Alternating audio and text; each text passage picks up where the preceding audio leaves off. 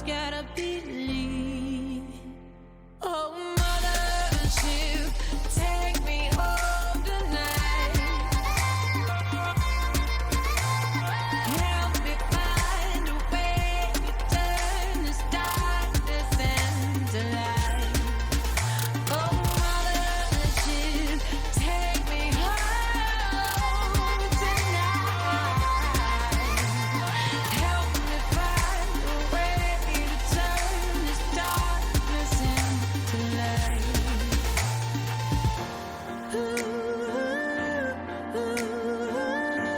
Darkness, darkness.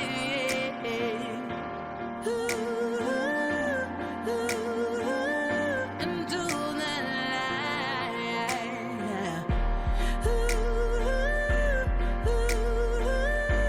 Help me, help me.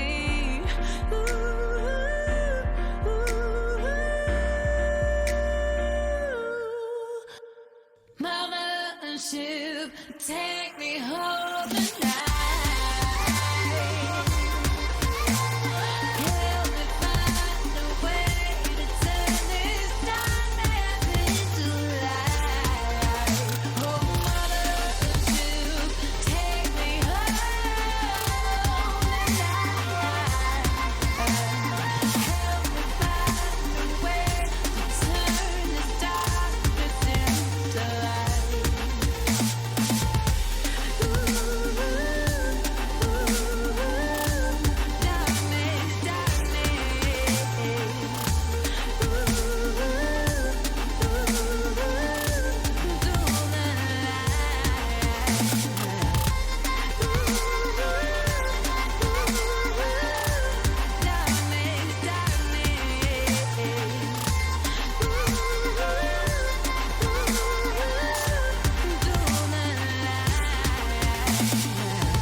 Falling star, I burn alone.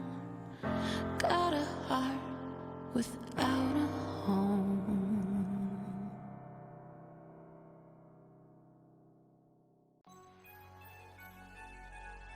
A glass cannon is a character that can put out obscene damage very quickly, but is also incredibly frail. I'm the one that gets it done in the clutch, so you know I never really gotta worry too much. I'm a glass cannon, glass cannon. You don't even want a dose of the smoke, so I'm recommending that you never try to provoke. A glass cannon, I'm a glass cannon. If your objective is blatant confrontation and you haters have greatly underestimated my station, I dominate with divination, I conquer with conjuration, I'm bonkers with evocation, I'm astonishing at abjuration, patiently waiting for my invitation to help alleviate my already unbelievable reputation. No conversation, the brains of the operation, the pain of the population contained in a concentration of a spell slot. I got 27 in the clip, missiles emitting from my fingertips like warships. That's a handgun, damn son, shooting from the hip. Only one using telekinesis to get a grip. Cantrips waiting to be cast off. Prismatic wall, make 'em all blast off. Cackling my ass off, incapacitating them with laughter. Yazzik ain't the caster you wanna go after. I'm the one that gets it done in the clutch, so you know I never really gotta worry too much. I'm a glass cannon, glass cannon. You don't even want a dose of the smoke, so I'm recommending that you never try to provoke. A glass cannon, I'm a glass cannon. Anyone wanting to interfere can get weird and witness your worst fears in a 30-foot sphere. I don't care if you're a barbarian or a cavalier. Kick it into high gear, let me make myself clear. The pioneer, I can make your peers disappear. Send them to the ethereal plane as if they were never here. Cheers roaring in my ears, dearly revered. I'm happy to domineer any volunteers. Sincerely out of control, top of the totem pole. My cone of cold is freezing them fire trolls whole. I got the strap, just looking to trap souls. I've been snapping my firebolt, leaving smoldering holes. It's incredibly difficult not to acknowledge me. I am a prodigy, you'll read about me in your mythology. No apologies, I'm I'm impossible to demolish. Consider this admonishing, second guessing my polish, you bitch. I'm the one that gets it done in the clutch, so you know I never really gotta worry too much. I'm a glass cannon, glass cannon. You don't even want a dose of the smoke, so I'm recommending that you never try to provoke. A glass cannon, my glass cannon. I'm the one that gets it done in the clutch, so you know I never really gotta worry too much. I'm a glass cannon, glass cannon. The general strategy is to either destroy the enemy before being attacked, or to hide behind other, stronger ally units.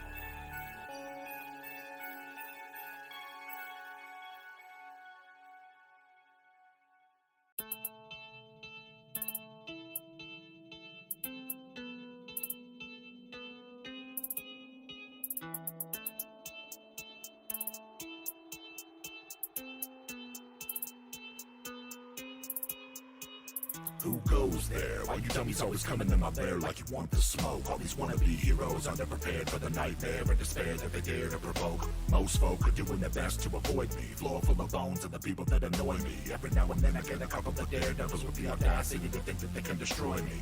Good luck with that, man. I got panoramic vision, meaning that I can see in any direction with precision. If it's your decision to attack, I suggest that you come back when your plans had a bit of revision to it. Notably, you should accept defeat. Consider this your last opportunity to retreat. Repeat, that was your last chance to survive. I hope that you enjoyed your time being alive. You foolish for ignore the warning.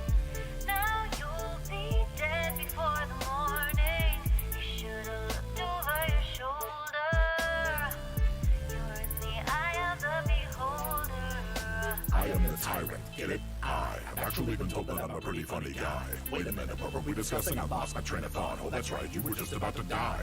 How can I forget that? It's my favorite part. The only thing left to consider is where to start. In addition to magical abilities, I'm smart. I can make your demise as art. Anyway, it appears that the wizard in your party is a gnome who was worth about the same as if he would have stayed at home. I'll activate my anti-magic cone, and in a moment I'll turn him into stone. When the barbarian inevitably flies into rage, I'll disintegrate her with one of my eye rays. By the way, I haven't even begun to try. Fly by and take a bite of the fighter's thigh.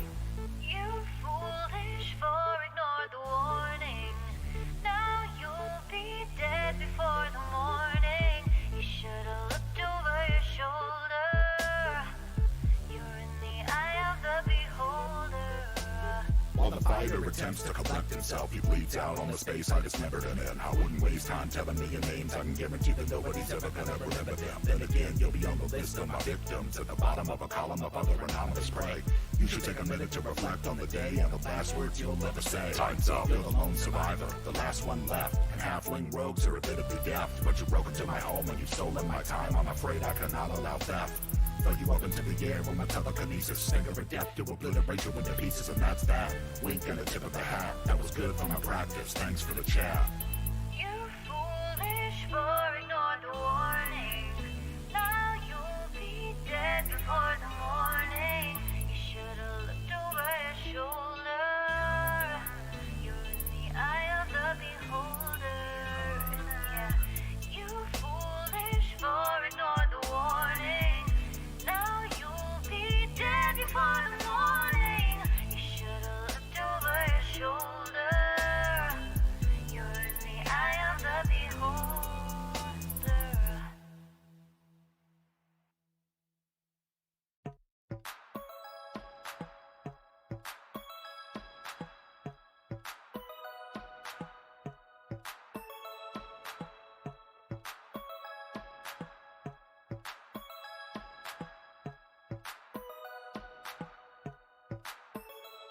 Some see me as a cynic. They come in for the base, but they stay for the acidic. I've been on that paper chase, keeping pace for a minute, and I'm aiming to appreciate the moment while I'm in it. Genesis, a menace on the mic, so sinister. You might get some venom from the bites I administer. Winner from the start, superstar with the finisher. I got a decent heart, but I'm hardly a minister. A bardic apprentice, a menacing as a lamb. Worm like I'm Dennis, I don't dare to give a damn. Firm in the philosophy, I am who I am. I'm a carbon commodity, I need to be verified on the gram. Tightrope walking the id and the superego. Lifeboat liable to fire the torpedoes. Keeping to the credo, I'm free to achieve the dream, or at the very least I can release some of my steam. Alignment is just a part of the process, and lately I've been making some progress. I'm finding the defining the balance of good and evil in people is nearly Before you do that, how long do you think the session? Stay CG, only way I know how to be. When I combine my child with OTIC, an outlaw like I'm Robin H. OOD. I made it through the rubble, now they got trouble with me. So we're supposed to be sophisticated. Then why is 67% of the population undereducated? Emotionally incapacitated. Historically opinionated characters end up assassinated. And that's okay with the people faking it day to day. Capitalizing. Warning. Warning. The following content may contain elements that are not suitable for some audiences. Viewer discretion is advised. Welcome back to the Bard's Playhouse Presents Fists of the Rubik Phoenix, Episode 6, The Lightbringers. Thank you so much for joining us. Now let's bring in our wonderful cast. We have Eldritch Sugar as Merla Thorngage. Excellent to be here. Shane as Sir Hop of Lilypond. Huzzah! An Excelsior! Abe as Arond Cloudstriker. Hello, hello. I am ready to shoot baby kickers. And Elliot as Bubblegum Sweet. Hello all, I am definitely confirmed part dragon. Last time. All right, as always, I'm Lumbee Bronzearm, and I will be your DM for today. Last time, Hop's heroes began their day sharing breakfast with their new friend Amatar. At dawn, a loud horn and the voice of Shifu resonated around Danger Island.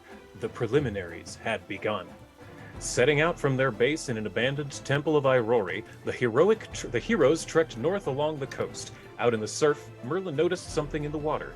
She and Bubblegum floated out to investigate, to find a stone statue of a swimming human. Merla, remembering the forgotten Tianxia deity shrines they had found at the river's mouth, realized this was a shrine to a god of swimming, sailing, and navigation. The two swam in honor of this deity and were granted the boon of Jinya Por, an unnatural buoyancy. After their refreshing swim, onward they went, through a small wooded area ending at a watering hole.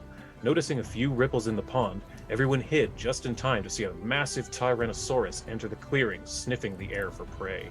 Quickly thinking, Merla disguised everyone's scent as plants and pollen, while Bubblegum pointed out the stealthiest escape route, and Sir Hop and Arand kept both eyes trained on the lizard as they made their escape.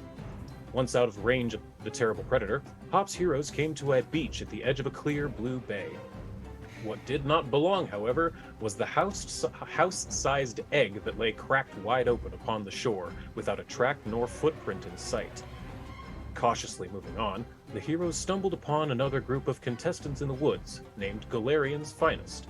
A mighty battle ensued against the fair-fighting pugilists, with Galarian's Finest finally succumbing to the defensive juggernaut of Sir Hop, the blistering booms of Arand, Merla's bare hands, and Bubblegum's shocking draconic surprise. Having secured 2 feather tokens in their victory, the heroes returned to base to share the tales of their day with Amatar over a hot bowl of stew. We come in this morning into the next morning. It is roughly dawn. You are awoken, those of you who are still asleep, particularly Bubblegum, who's always asleep at this point, are awoken to the loud sound that vibrates across the island of the conch shell. Oh, I swear that's the only thing that can wake me up, and I hate it. So they have like an alarm system now? Please don't. I think that's what that was. Oh, I thought you were saying you were gonna make an alarm system. No. Good morning, everyone. Oh, Rise and shine and up and at 'em. I hope you're ready for another day of fighting for supremacy on this island. I'm looking forward to that, yes. I want to beat people up who are jerks, so I'm here for this. Being told when to wake up kind of Yes. sucks, though. Yeah. Good morning. Well- to you all. It is good to see all of you today. Hello. Yeah. Yes. Would you perchance know how to cook some of the local flora and fauna to create a healthy, nutritious breakfast for us? Oh, of course. I can get right on it. Bubblegum, would you like to help me with Yes, cooking this again today? absolutely. Oh, fantastic. I Let us- also let us gave go and we will some of the create people breakfast. some of those mushrooms.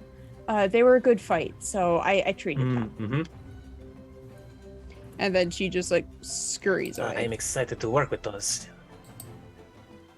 Yes, and Amatar scoots off into the kitchen, and quickly you can hear clamoring and clanging around in there. Yes, him and Bubblegum are usually the ones who have made all of the food so far. While they go off to like do breakfast, Hop wants to do like a morning workout. So he's like trying to get pumped up, and he's like, "Who wants to go for a jog around the temple? Anyone? Anyone?" Around, come on, lazy bones, let's go. All right. He's volunteering you to come with. I figured that, and if I don't come, I'm not going to hear the end of it. So, Merla, do you want to accompany us? Oh, you two can have a nice run. I'll do some stretches outside. I'm going more affirmative. so for like because this place is dangerous and there's giant things, and Hop is very small, so I'm kind of looking out for him more so than trying to keep up with him running. Mm-hmm. And if Okay. once I start shooting, like they can hear me do that, so that'll alert everyone. Yeah, I'm Hop is going up this way, so going clockwise around the Clockwise. Okay. yeah, Since I've doing a little apparently- bit of a morning jog here. Fantastic. Since we're a little bit laggy, I'm not going to make you physically move around the map. Yeah, since it's yeah, I just being kinda- a little yeah. bit like that at the moment. But yeah, you're able to get around and get a pretty decent jog in, and you're noticing that even though I haven't updated the map part of it, it seems that Amatar is actually doing a really good job cleaning this place up. A lot of the spider webs have been taken down, burned down by Amatar. He's gotten a lot of the dust dusted. Furniture picked up, trash removed. This place is really starting to come into its own already in just the day and a half or so that you've had it cleared. I think along the way, as I'm admiring this, this is a tropical island, so I come across like a dragonfly. I'm gonna just get a couple snacks out of the air as I'm moving to get to boost the protein. When I finally get back, I'm gonna set They're up a pretty little. Yeah. I mean, there's no shortage of protein if you aren't too picky. And then One of them is really spicy. Ooh, I'll have to keep that one in mind. I'm gonna set up like a bow staff over a doorway, kind of like a one of those doorway pull-up bars. But instead of doing pull-ups with like my arms, I'm gonna use my tongue, and I'm gonna do tongue-ups to like increase the strength of my snap tongue ability. All right, give me an athletics check, public. I want to see how many tongue ups you can do. I kind of How want much to know of a too, disappointment actually. you are to your future girlfriend, boyfriend, Yeah, partner, whatever the number is you roll is how many you're capable. You are capable of doing 30 without stopping, 30 tongue ups in a row, much to the amazement of let's see who would be in there. Arand, I suppose, and Merla. Very And cool.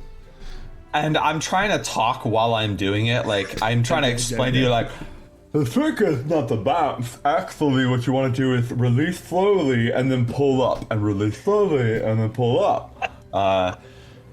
I'm like trying to give you proper tongue up technique. I think as soon as we get back, I'm just like, thinking being related to air elementals, I'd have more air in my lungs. Wait, don't you have like out of game? Don't you have some like unending breath where you could just sort of hold your breath forever? I think that's a feat I have to take because I couldn't find it on my character sheet. So I think the problem is all of the smoke that you have. You need to stop smoking around. yeah, maybe.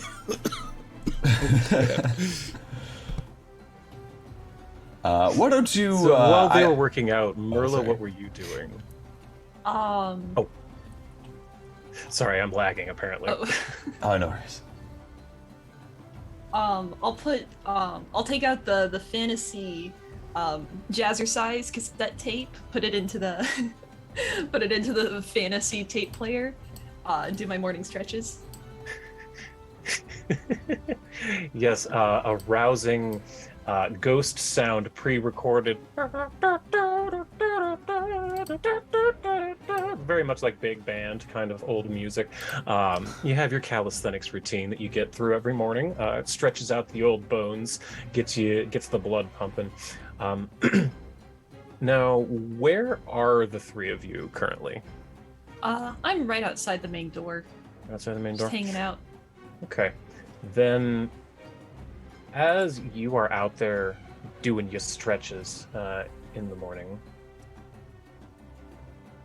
come on, Fantasy Grounds. You're watching your Simon Richards sweating to the oldies videos. Yes, Richard Simmons sweat to the oldies. That's exactly it. As you're doing your stretches, you see a swirling circle on the ground appear in front of you, and you recognize that it's as a teleportation spell. And Ingdani appears before you, the human woman who's been showing you around, explaining the rules of the island and everything. She has long black hair, a couple of pierced ears, a piercing in her nose. She wears a phoenix medallion just like Bubblegum has, and she appears before you and says, "Good morrow, Merla. How fare all of you? How Soiro is?" Oh, we're just doing wonderful. Just getting ready for the day. Oh, wonderful. There is a little bit of news I would like to tell you.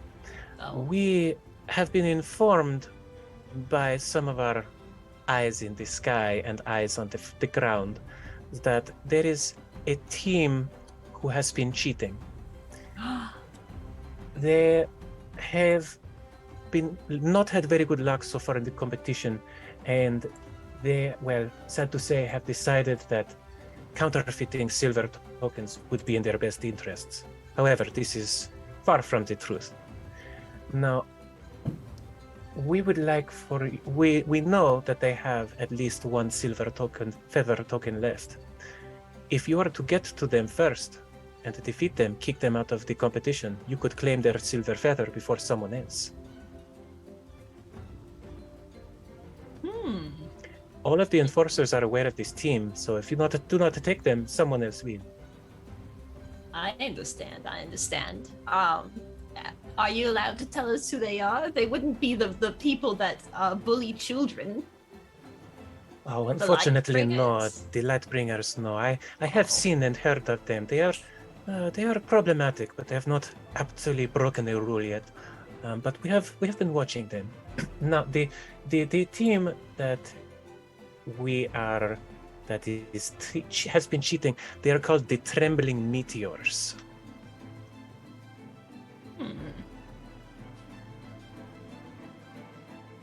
Do you happen to know where they're holed up? Yes, actually I do. I can show you on the map I gave you. And she has pulled up the map, which I've shared with you there. And I can show you that you are... We can't see the... That's right, yeah. I'm just going to show you with drawings this time. So she points out that this is where you're at right now. This is the Temple of Aurori, where you are currently. And the Trembling Meteors are holed up inside an abandoned prison over here on the eastern side of the center of the island, in this little wooded area. If you could get there fast enough, you may be able to beat out anyone else who decides to take their feather. It is just an opportunity. You do not need to take it, but it is something to offer. Ooh, I just overheard that last part. As you're running around the side of the building. I think this would be a good idea. We were planning on heading north today anyway, so it's quite on the way to our predetermined destination. You see Bubblegum's head pop out. I like this idea. It's on the way. Why not? What? Goes back to cooking. Arand, why don't you wash off. There's a well. Don't use the pond. I forbid that. But maybe the well water could help rinse you off and get you ready. I'll take a break. I'm gonna pass out. I think this sounds like a wonderful plan. Well, Thank you for yes, bringing very this good. to our attention. So, once you are off, absolutely, of course, I wanted to give you as much of a chance as anyone to right this wrong and remove these cheaters. There is no sense in their fair token going to waste, no? I agree. No, especially on cheaters. Ugh. Like them. Absolutely. Very well. I am off then. Enjoy your day. Have safe, and do not die. And again, just as quickly as she appeared, her teleportation magic takes her away. What do you think she Oops, means, do not not the part I'm die? going. What does that mean? I mean, exactly. that's the rule of most of this. Also, breakfast is almost done, so hang tight a little bit. Woo! Aran and Merla, I think since we are going to be officially picking a fight with the Lightbringers, we've been sort of lucky in that we haven't crossed paths yet. We're taking the fight to them. I believe we should set up traps here in the temple to protect our companion, and make sure that if they were to assault this place while we were not around, that at least it would give him ample time to escape. Makes sense. I believe around the entrances and that hole in the wall on the back side of the temple, we could probably set up some tripwires or something. And essentially out of game, I want to kind of get together, crafting skill this out, and like set up some, essentially some really low-level snares. Yeah, I do Absolutely. have crafting, and I can create like let me see real quick. And I don't have snare crafting, but I think if we put our heads together, we could like figure out how to make like a first level like alarm snare or something. A basic something. Yeah. You know, couple of strings with some cans attached. That doesn't take an expert at crafting. Yeah, the trick would be to make it well enough that the DC is super high so that they would actually You know what? tripwire it. I'm gonna help you with that, actually, because I have assurance, which comes with occultism. It's a feat. And Ooh. that is, even in the worst circumstances, you can perform basic tasks, choose a skill you're trained in, and you can forego rolling a skill check for that skill instead of end result of a 10 plus your proficiency bonus. So I do have a trained skill in crafting, so I can help you guys. Not to be that guy, pushes glasses up Bridget nose.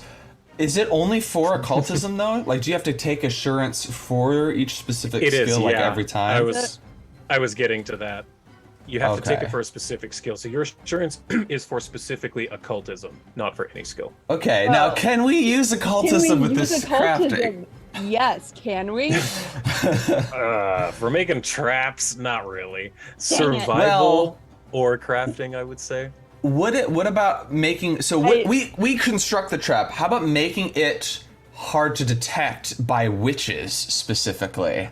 That would be occultism. wouldn't it? Actually, they do have a Now that I witch can in do. there. That I can allow. Okay. Hell yeah.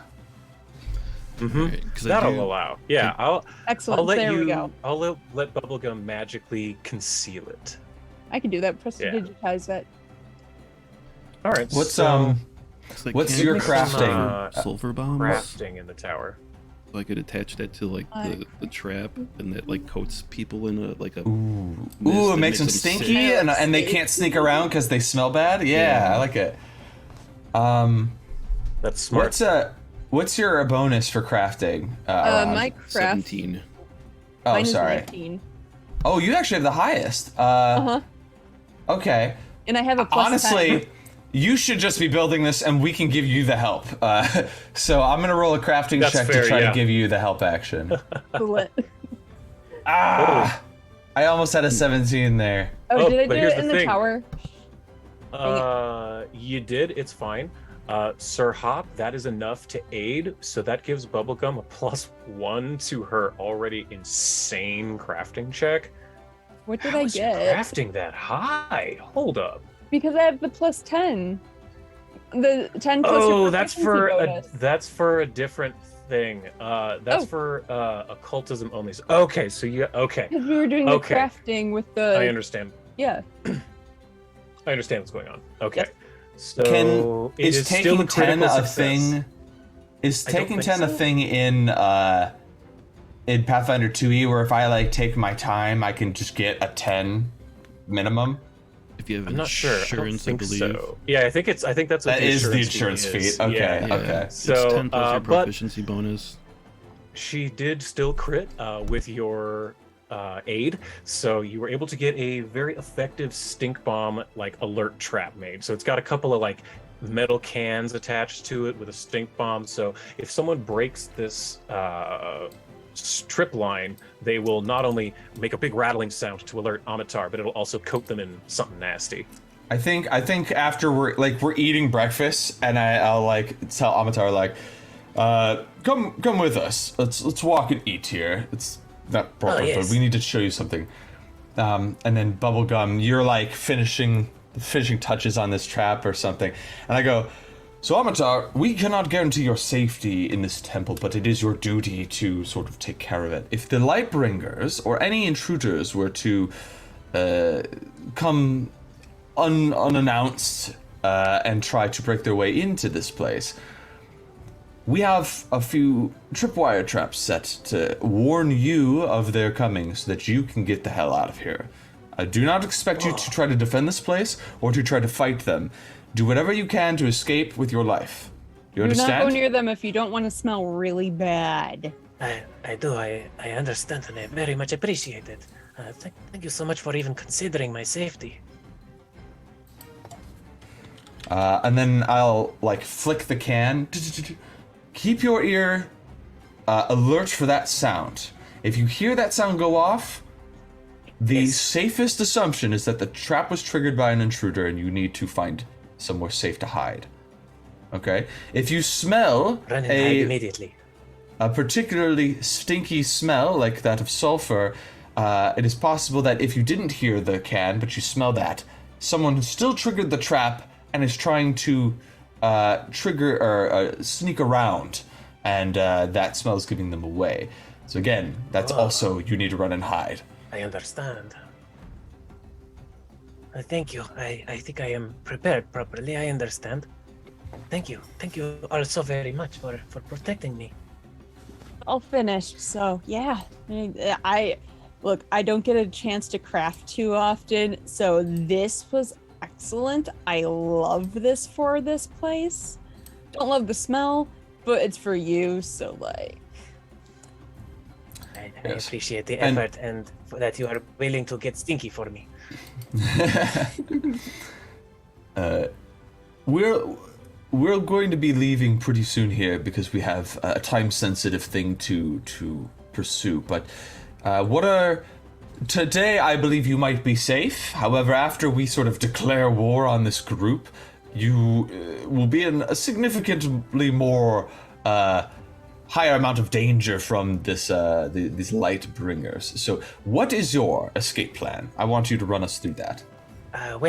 If they come in through the front here, I can simply escape through the hole in the back. If they come through the hole in the back, there is, And he points up towards the kitchen. He says, there is a small ducting above the stove that I believe I am capable of crawling through. I was able to hide there when there were still all of the haunts in here. Okay, that is going to be your go-to escape. Don't try the hole in the back. They're smart enough, and they've been here before, that they would surround this place. They would enter multiple areas. Oh, I see. Yes, don't try to go for a normal way out. Go for the way out that no one could expect. Yes, okay. Especially considering you're very small. There's really, I think they have a goblin with them. There's a chance the He goblin is would go very down the big. chimney. No, he is Oh. very muscly. He would not fit. He is much Then- larger. He is not then taller that's than me, the but he way. is bigger than me by a lot. Then that's the way. If you are able to escape, try to find somewhere safe to hide until such time that we can find you. Do we have anything like a message scroll or cantrip or something that we could like? I don't Like a think talisman or any have it. something that like ascending stone, anything? I don't think I have anything I on don't think me. so. I'm checking my stuff that I grabbed. I don't have anything like that. Merla might be able to prepare sending, but I'm not sure. I think that's a divine spell. Yeah, I'm not sure if that's on the primal list. Wait, no, she's a cleric too, so Yeah, she's a cleric. forget about that. Yeah, that's her main class is cleric. Yeah. Sending, let me see. Sending is a 5th level spell. It's divine, yeah. So Merla, since it's still early, if you want to prepare sending, I'll let you prepare sending. Hell yeah. Okay, so Let's do it. Let's go for it. let me go ahead and throw it onto your character sheet. 1 second. 5th level spells. Sending. There you go. Yeah, that way if we get back and he's not here and there was clearly like an attack, we could use it to locate him. Yeah. Yeah. There you go. And I've put it in a prepared form for you. So now you have 1 healing well, 1 rip the spirit, and 1 sending in your 5th level slots. All right. Speaking of that hole in the back, we should probably fix that sometime. Oh, what? Fog of War? Fog I of mean, War? I have a lot of different types of fog. You put dynamic lighting on. Oh, whoops. Come on, go away.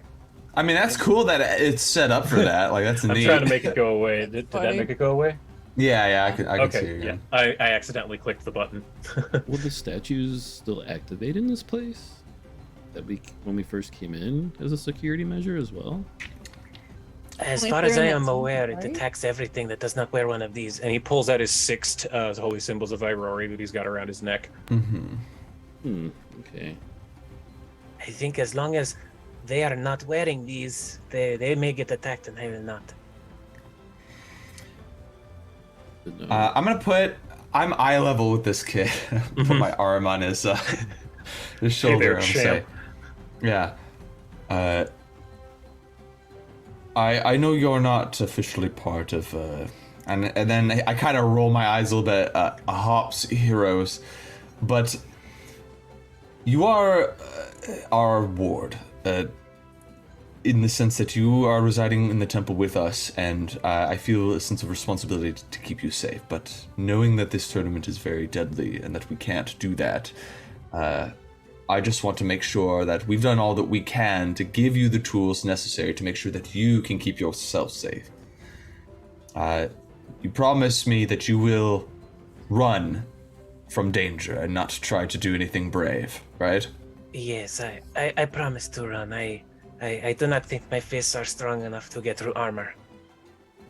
And he kind of like chucks your shoulder and it does not hurt. Yeah, I'm trying to get a sense of his temperament. I guess, like, I want to make sure that if they start ransacking the temple, he doesn't get, like, incensed or angry and try to do something to stop them. Like, his life is more important than some stones, is what I'm trying to impart to him. This is good wisdom. I will try to remember that this place is just stones. Old stones with memory, but stones. Can always get repaired. Yes. I feel that Irori would not want his disciples to be incensed by anger and throw their lives away needlessly. In fact, I believe, based on the teachings that you've sort of talked about, renewal and the practice of rebuilding and reconstructing from chaos to order again seems to be very up his alley. So, if anything, the work itself is if they worship of destroy him. this place, then I could just rebuild it in a more perfect form.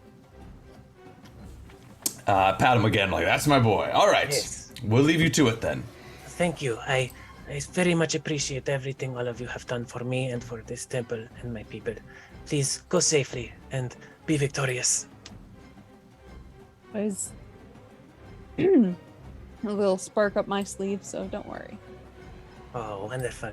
It is always good to have surprises. Mhm. Travel safely. Goodbye, Hops Heroes. Yeah, we will.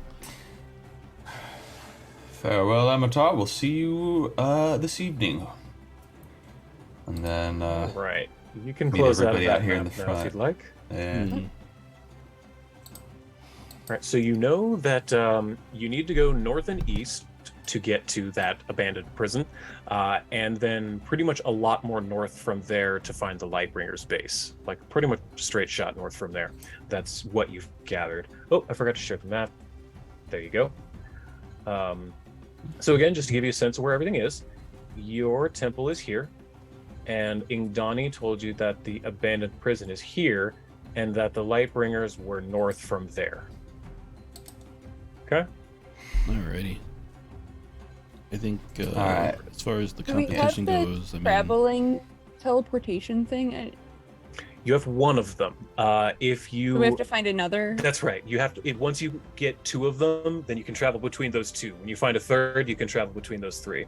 So far you only Okay. have one. So you only have one endpoint. You can't. Oh yeah, that was one thing I think I forgot to mention to you, Sir Hob.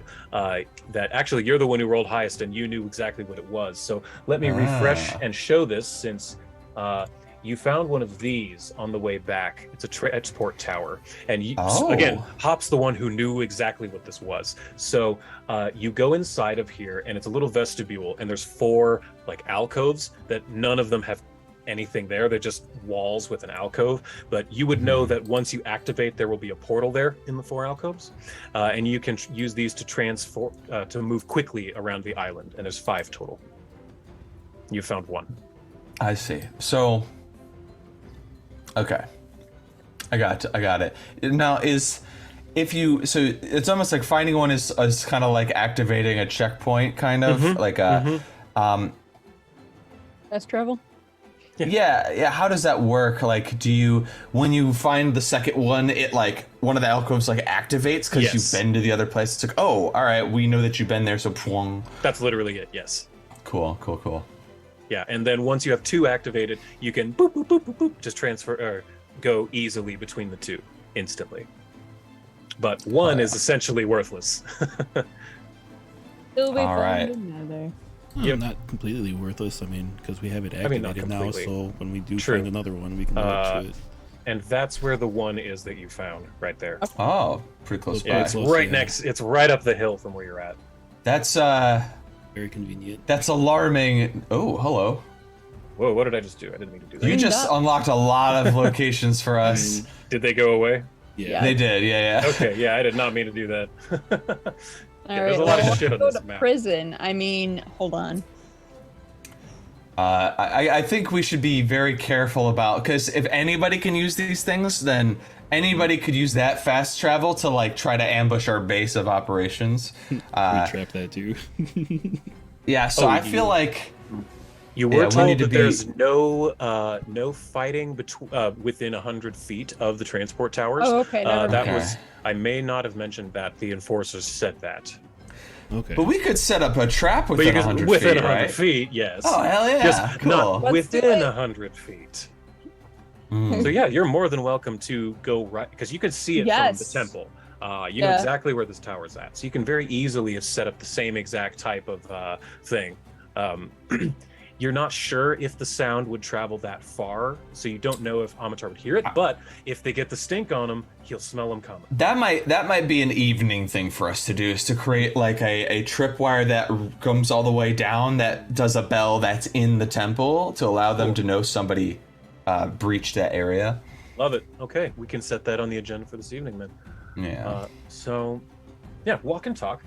You're planning your evening plans. Yeah. I also think we're probably moving at a quicker pace to try to beat out other teams to get to We like also this are area. familiar with this territory too, right? Also true. Yes, you are somewhat familiar with this area because here, let me 2 miles. Yeah, it's relatively quick. Interesting. Last time you took this route. You started here, went around this mountain, went to the coast, and then over to here-ish, which is where you fought Galarian's finest. Came back down here to the tower, and then back to the Temple of Order. And I suddenly realized what that looks like. But that's the path you guys took.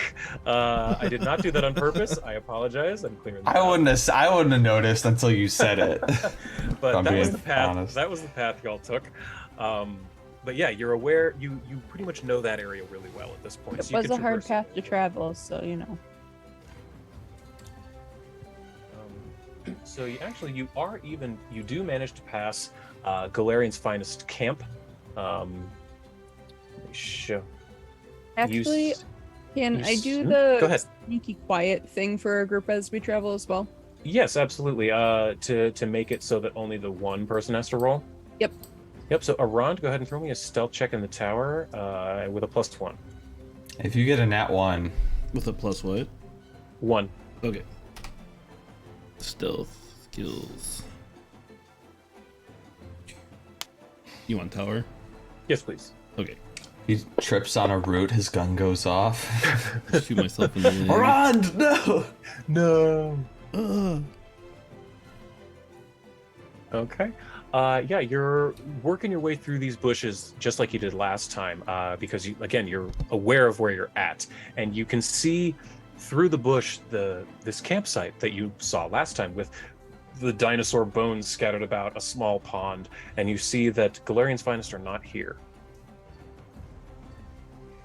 They Probably probably trying to moved on. recover their feathers, that we took from them.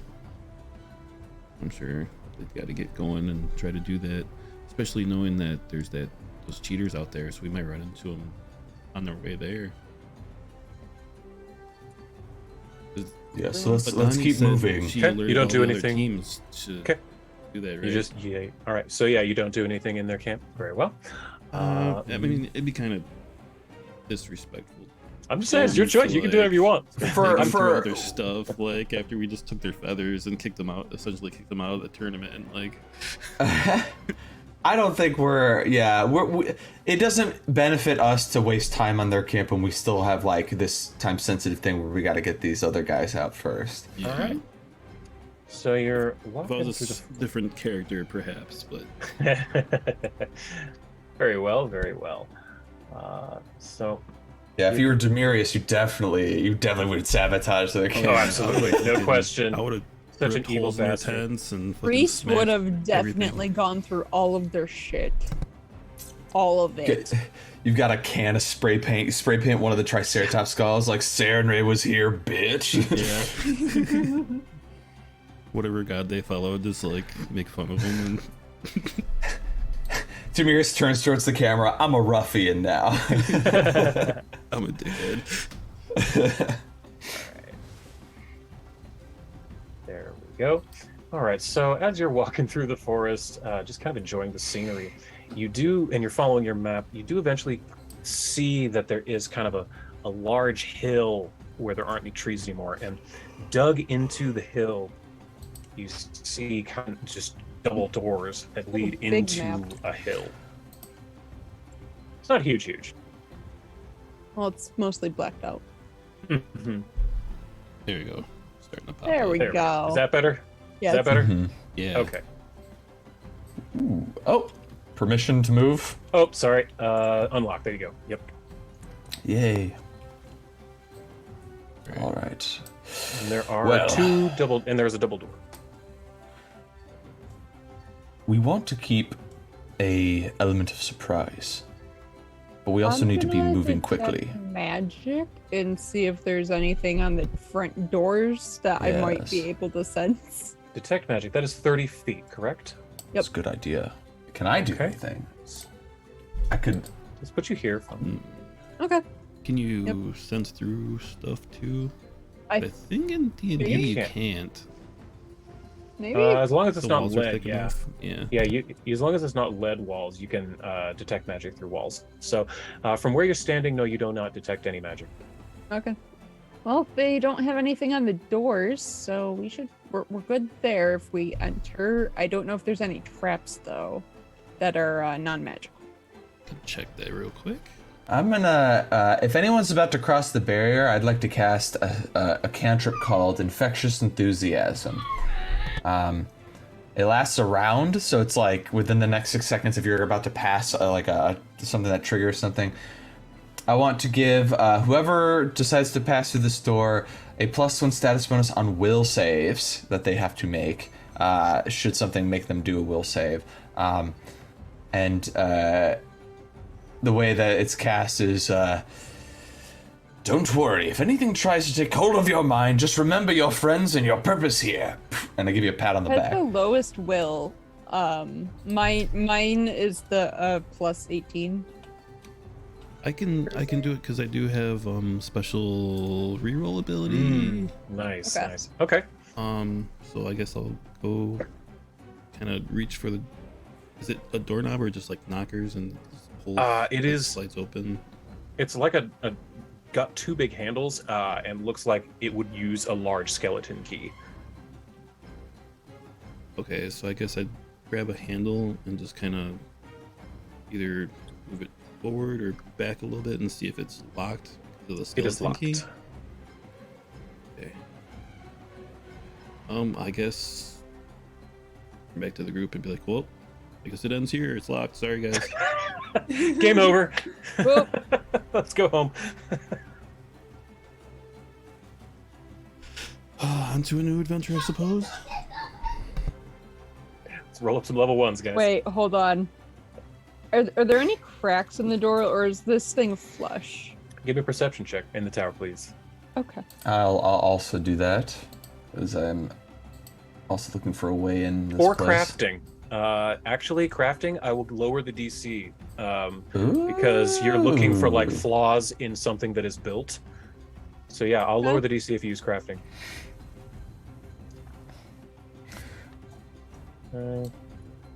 And Arand, do you want to use a crafting check to look too? Yeah, I wasn't sure if. Because I know you if you're- have it. who you're Merla, do you have allowing. crafting? Yes, I'm just clearing Okay. maps out of the way. Gotcha. Yeah. Currently, the only one you need is the abandoned prison. How much of a bonus did you want on that?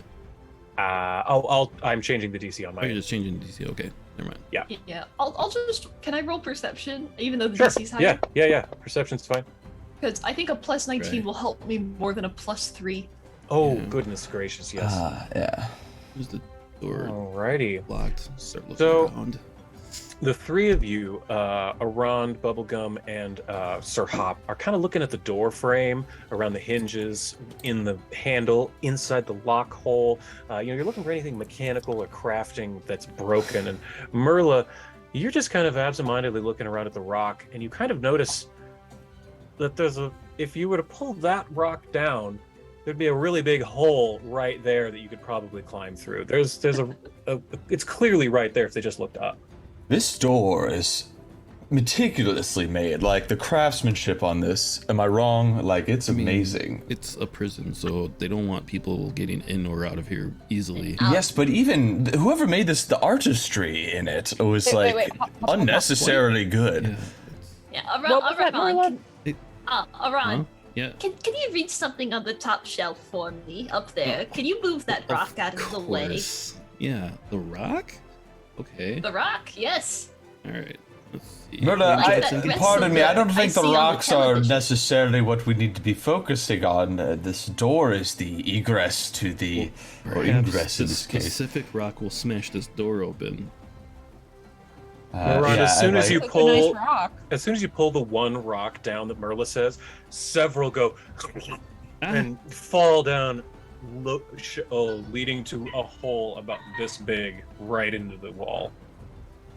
I stand corrected. Good eye, Merla. Thank you. Do you need this? Can I hand you the rock? I'll keep Yeah, it did as, you need as a this souvenir, rock? as a memento. And if we can throw it at people, even better. Well, Use it as distraction.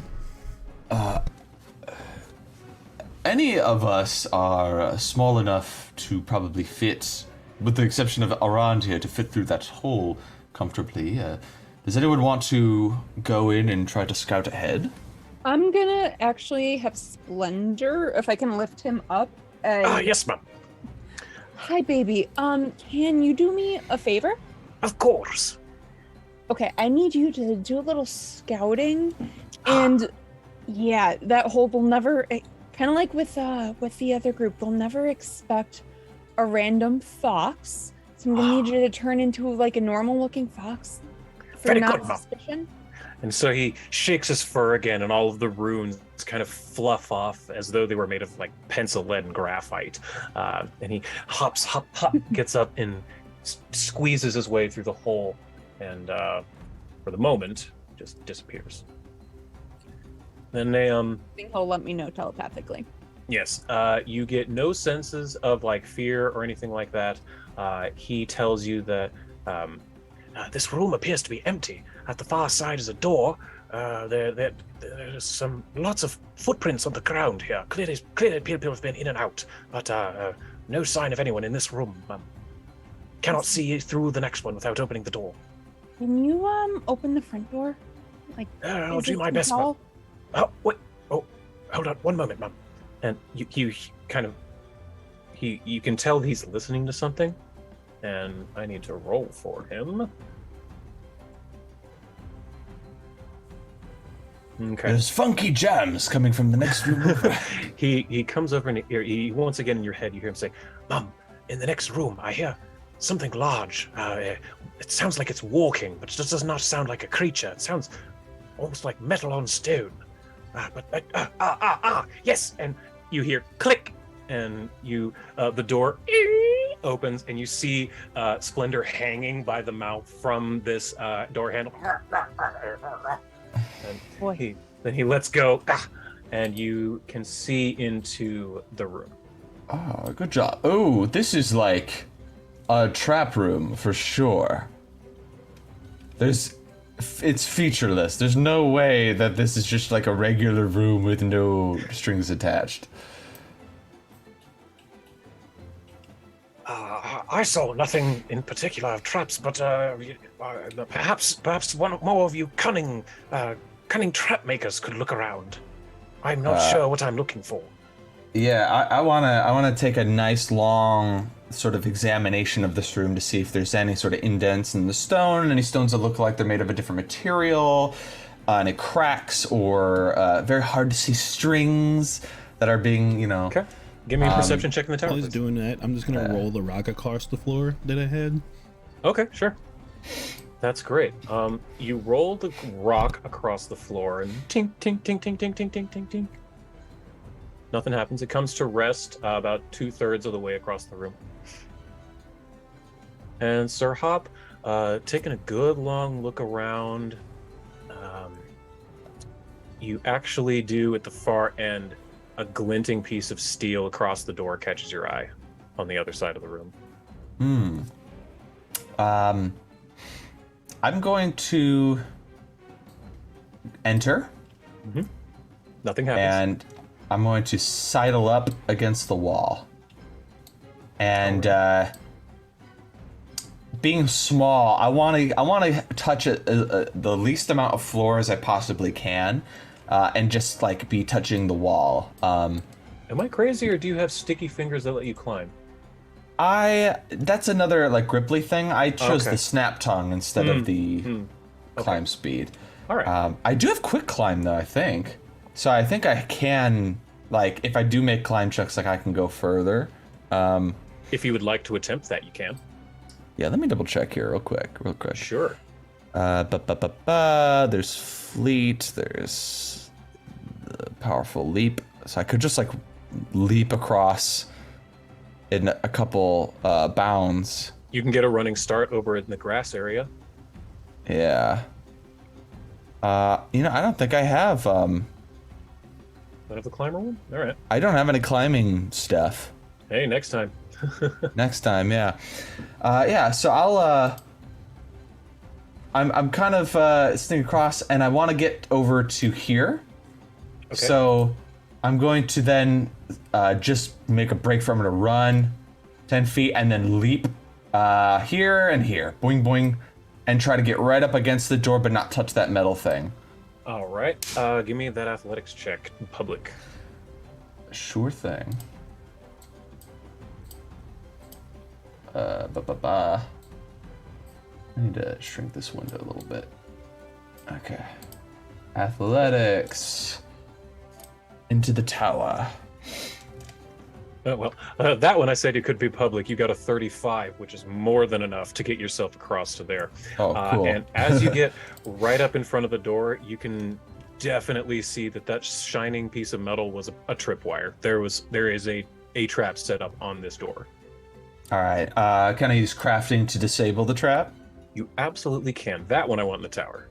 Anyone who can get over there and wants to aid Sir Hop can attempt that. Oh yes. And I'll call over to the rest of you like, there's no traps other than this one that I can see in this room, so you can walk across. And you two are able to get across. Merla, do you cross as well? All right. And Splendor as well bounds across to all of you.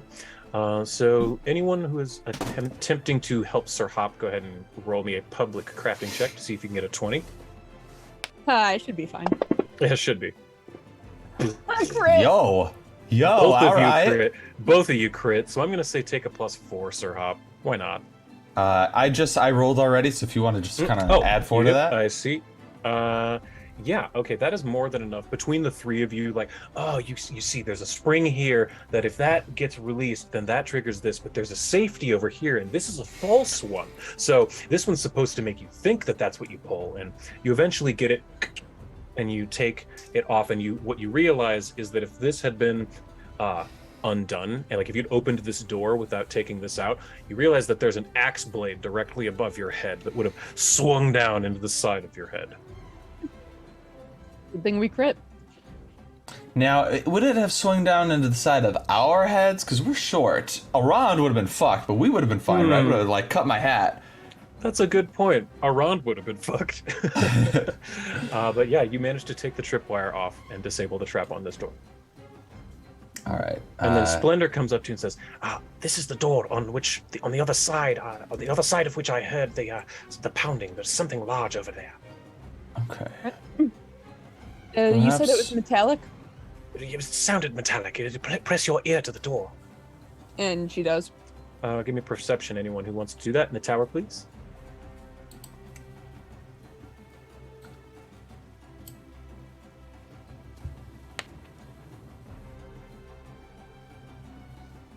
And Merla?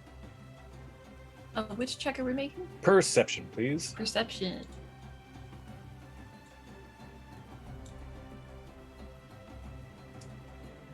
Now, none of you hear anything, but Merla, you can feel it in your bones. There's something walking on the other side of this. You can feel it through your feet, through your ear on the door, but you don't actually hear it. There's definitely something large moving around on the other side of this door.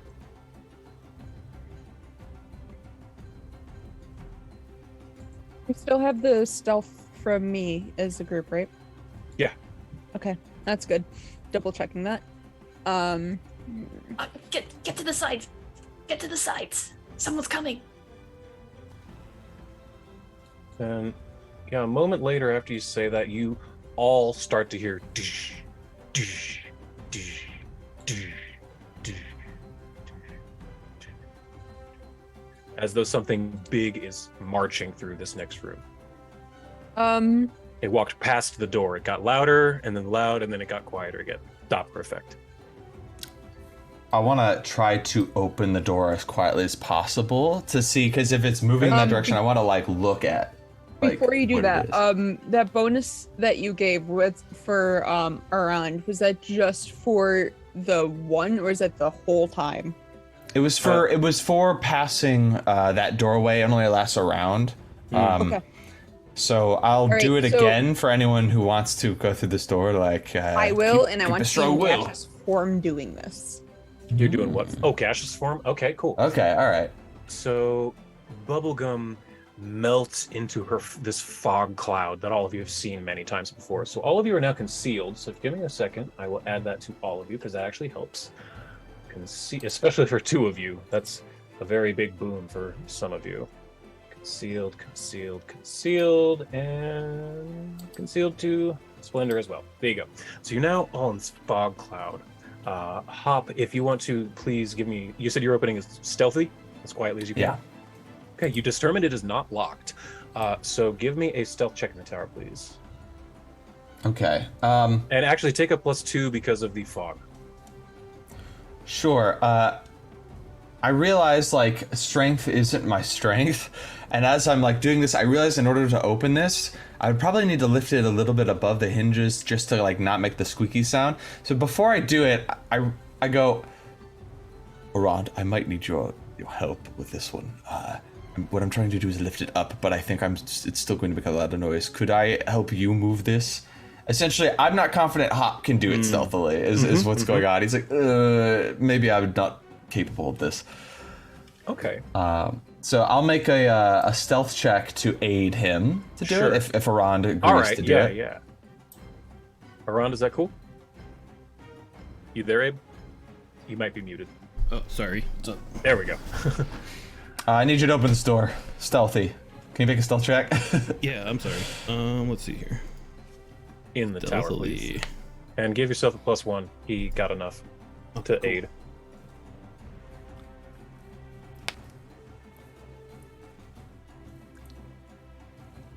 Okay, yeah. Between the two of you, you're able to lift it up just a little bit. You see that the door is old, so it's a little bit crooked on its hinges. It would have scraped against the ground and made a horrible racket had you not done this, but you're able to get it open just enough, and you're able to poke your head out into the next room. Do you do so? Or who does so, rather? Well, I think Bubblegum's going through, right? Yeah. I'm going through. I'm going to be in the lead, but concealing you guys. Yes. Okay. So Bubblegum is in the lead and concealed. So you come in and you see that you're in a hallway that goes around in kind of a square, like so, or a rectangle, I suppose. That was the math teacher. But are you able to get through there? No. No. No, Maybe if I It's still open that door. closed. Yeah, there you go. Did that work? There we go. All right. Something So is you're able taking to get in control of there. me. And the first thing you notice is just to your left, at the end of the hallway, you see a large metal statue. And just as you poke your head out, you see it walk down this way. Hmm. And you can also hear another down the hall. They don't appear to have noticed you. Okay, so you all just kind of hear him like, stay back here for now. I want to travel through, see if I trigger these. They sound the metal like just walking. So if my gas form triggers them, we know that something might be up. But I'll come back and then we can just assess as a whole group. Okay, yeah. So we'll stay here. Are you gonna go like? Boop.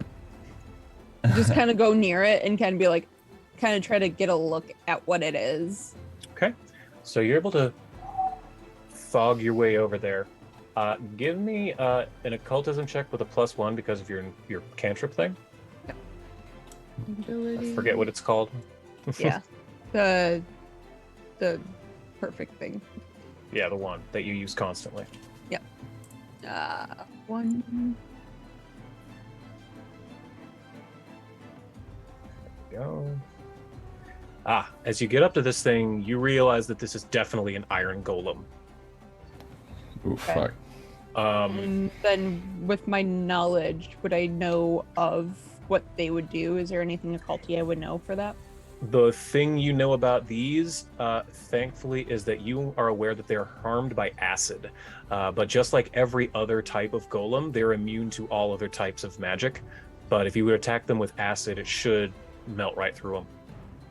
Perfect. I'm gonna just go through back. So iron golems, any of you who also have acid moves? Me and Sir Hop, I know we have. That's like my bread and butter.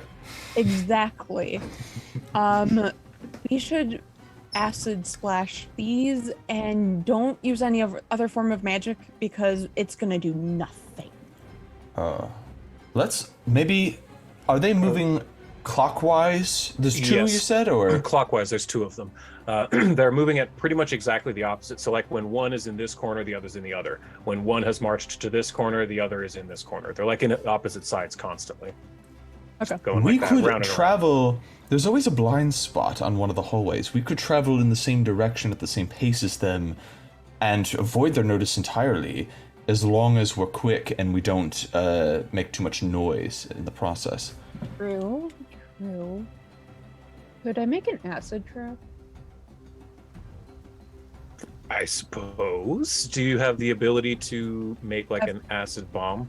Like I do you have acid splash. I think with this much of an improv moment, like with improv, like you don't have your materials.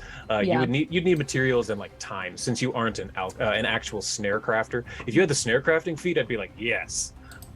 I'll look into it. Yeah.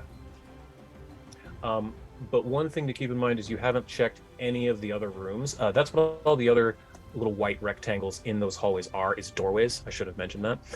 So you still have your fog if you want to do a little bit of recon before you jump in. Yeah, I would. Just also keep in mind you cannot work doors while you're fog, so someone will have to go with you, but you can keep them fog to help you open doors, or maybe you could even go under them if there's a crack. I suppose I had just thought of that. I'll have Hop with me because I know he does acid things. So if we do get in a pinch, if Hop wants to come with me, Totally fine. Around, Merla, are you alright with this? Yeah, that sounds okay. Just be careful, please. Of course. Will do. Alright, and so when Large Metal Statue 2 gets to around here, that's I think when we'll make our move. It's pretty much, you can time it, goosh, doosh, doosh, and it gets to about there. This one is about to here. Alright. So yeah, and without much effort, you're able to time yourself jumping into this hallway with them being in the blind spot. But you know you've only got about 15 seconds until this other one gets to the end of this hallway. The first thing is I'm taking a look at this door. Is the similar sort of make as this door? Is it a different kind of door? Like how easy would it be to unlock and this one is of nice make. It's much nicer than the ones to the south. The southern doors are bars. They're clearly cell doors. This is very much not a cell.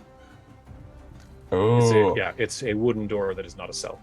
Warden's room, I feel like. I want to get in here. Okay, door is unlocked, so boop, there you go. Let me get rid of the fog of war for you. There you are. So this is a guard's quarters. There are a couple of chairs, a table, and there are some weapons up against the wall. Things like iron swords, things of that nature. Okay. Give me a perception check. Hell yeah. And a tower. Look your tower. Okay. Tower, please. Oh no, Elder's disconnected. I think her internet pooped out. Wait, nope. Nah, she's still here for us. Oh, okay. Weird. In Fantasy Grounds, it said Elder's it does show that Merla's gone. Okay. Within this room, without much effort, Hop... Merla's like... disappears.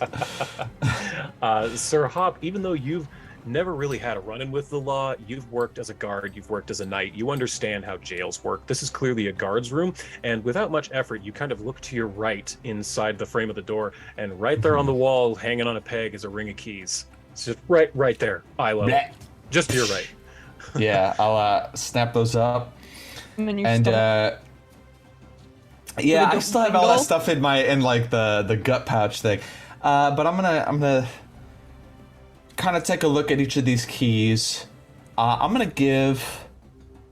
Do they all look? Are there keys that look different, like they're made for different kinds of doors, or are they all just cell keys? Like, there's one that's like a big one that you get the sense is kind of the skeleton key that unlocks most everything in this place. Ooh. Then there's one that's kind of crappy that looks like it's probably for the cell doors, for the cheap cell doors. There's one that's looks like just a regular key that looks like it might maybe for the guard room or the office or something like that. But there is one big chunk solid iron rot key. Okay. I'll turn to Bubblegum and I'll say, Mist Form, remember I'm in Mist. You were talking to Fog. Hello, Misty Bubblegum. Look, when the we'll leave this room once Metal Statue 1 has gotten to the corner and starts walking away. We'll slowly make our way towards the northern end and see what this key can do. Oh, I'm excited. Let's do it. Yeah. Okay, as you say that, they are they're still wandering around, and without killing too much time, they do eventually get to, sorry. Where was I going? Okay. So let's go. Let's rewind. I guess we would be still in here. Okay. So there-ish, roughly. Okay, right about there is fine. So where are you going? To the one just to the left of you? Yeah, north? so essentially, once, because this one's about to be looking at us here, so I want this to get to this corner and start looking this way, and as it's moving that way, that's when we'll make our move. Got it. Okay, so there you go. So you're able to wait for that for no problem, and as soon as it starts walking this way, you're able to easily sneak out of there. And do you use a key or anything on this one? Actually, give me stealth checks first. Yeah. I'm gonna use yours if that's okay. If we're still doing that, yeah, because I can't sneak on my own. That's fine. So your stealth was what again? Or the stealth that was rolled? 25? Was that it? I believe so. I can't remember. Yeah, that's fine. Okay. So, you get to here, and which key do you use? The big chunky one, the crappy one, or the medium-looking one? This is a cell door, or is this a nicer looking door? It is a cell door, but it looks like a higher quality bar. Looks like a higher quality lock. You get the sense that this is probably for, like, when richer people get arrested. Okay, yeah, big, luxury chunky cell. key. Okay, so you put the chunky key in, and it clicks it open. And let me remove some more. There you are. It's a very small cell, but it still is nicer than what you would imagine a cell is. It actually has a wooden bed. It's got high-profile prisoners were clearly given these spacious stone cells. Sturdy iron doors bar entry to each cell. There's some pebbles, rotted fibers, and maybe a bone or two on the floor. There's really not much in this room. But you can see through to the rest because the walls are just bars. So you can see through that the rest of these are basically the same type of cell. And there doesn't appear to be a whole lot in them except for in this one here, you think you see there might be some kind of a potion or something red in a glass vial. Perception check and detect magic. Absolutely. Give me perception check in the tower, please. Also, how wide are these bars? This far, not very, but wide enough that a human couldn't get their head. But can I squeeze my froggy body through these bars? Sure. Give me a acrobatics check. Oh, you're just made of mist. You can literally just mist through the bars. Yeah, here we go. I got a plus 25 to acrobatics, and I rolled a natural 7. Holy shit. Oh. Whoa. Good gracious. Wow, yeah you're... So, with very little effort, as though you have no bones, Sir Hop, you're able to squeeze yourself through these bars and just... Well, I can't actually move you, but let's see. I can... Yeah, you're able to scoot through any of these as easily as you want. I'll just open all the doors. There we go. And yeah, there we go. So this statue has by this point gotten to about here. This one's gotten to about here. All right. I'll scoop up that potion. Does it have a label? Does it look like I recognize what it is? Or give me an Arcana check, both of you, in the or I guess Occultism. Either one is fine.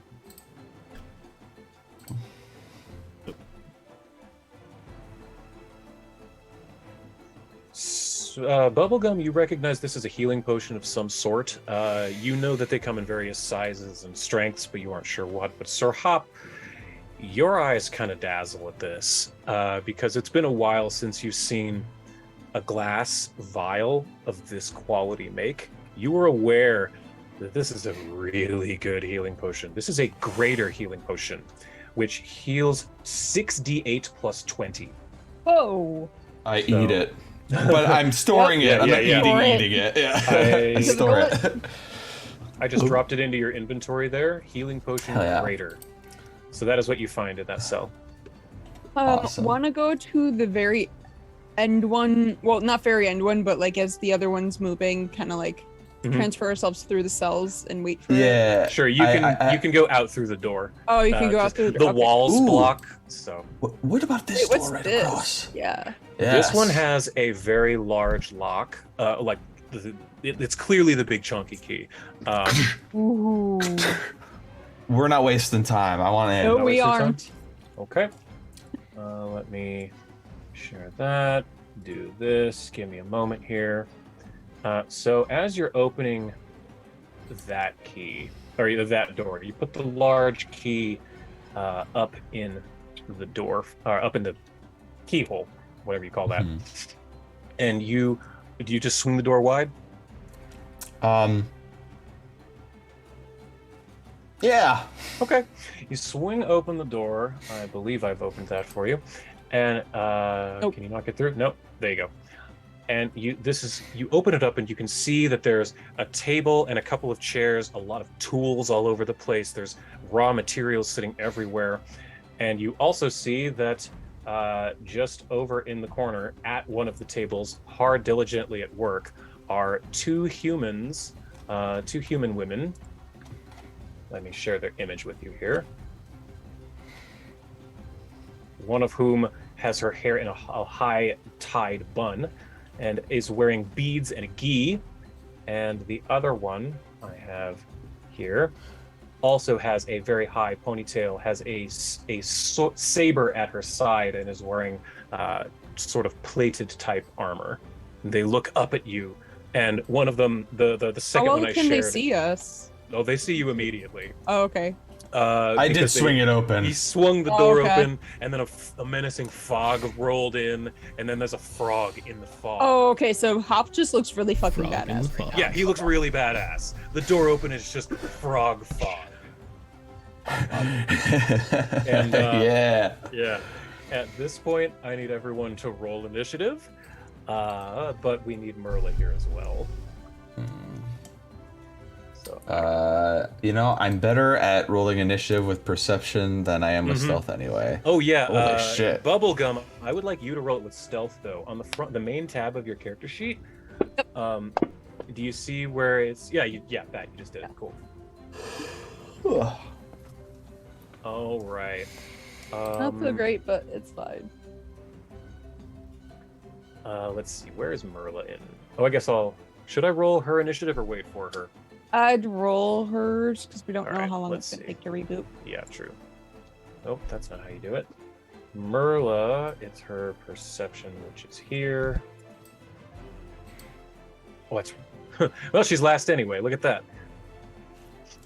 All right, so that means that, well, did you make any noise to indicate that you were doing this, Sir Hop? Like for Arand or for Merla? I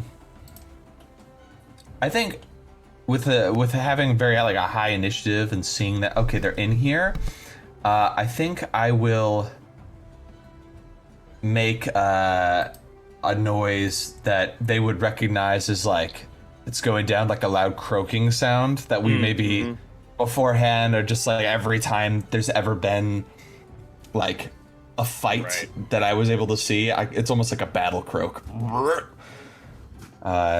It serves as two things. One, an intimidation tactic that doesn't really intimidate people, but two is like a warning for anyone that's not there that there's a fight happening. All right, welcome back, Eldritch. So what you missed a little bit of was Sir Hop found a really nice healing potion up in those VIP cells at the north. And then he and Bubblegum went into the center of the room, and they found the two of the quivering meteors, or whatever, I can't remember their names, at a table hard at work crafting fake silver feather tokens. It's the trembling meteors. Trembling meteors. I that's remember. it. Yes, thank you. The trembling meteors. But also, what you are seeing walking around the hall is these. These are the iron golems. But for Eldritch, since you did not see, the two hard at work at the table making counterfeit silver feathers is these two. And they looked up, saw a super badass frog flip the door open, and had a sea of fog flow in, and it's just a frog with a sword and a shield standing there. And I needed everyone to roll initiative. I got yours for you, Merla. You rolled a 21, so you're at the very end anyway. So Arand, you hear this croaking sound that you know instinctively means shit's going down. So you get your 10 paces, first and foremost. And you might be muted. You're probably muted, Abe. Oh, nope, I hear something. You're not my kid?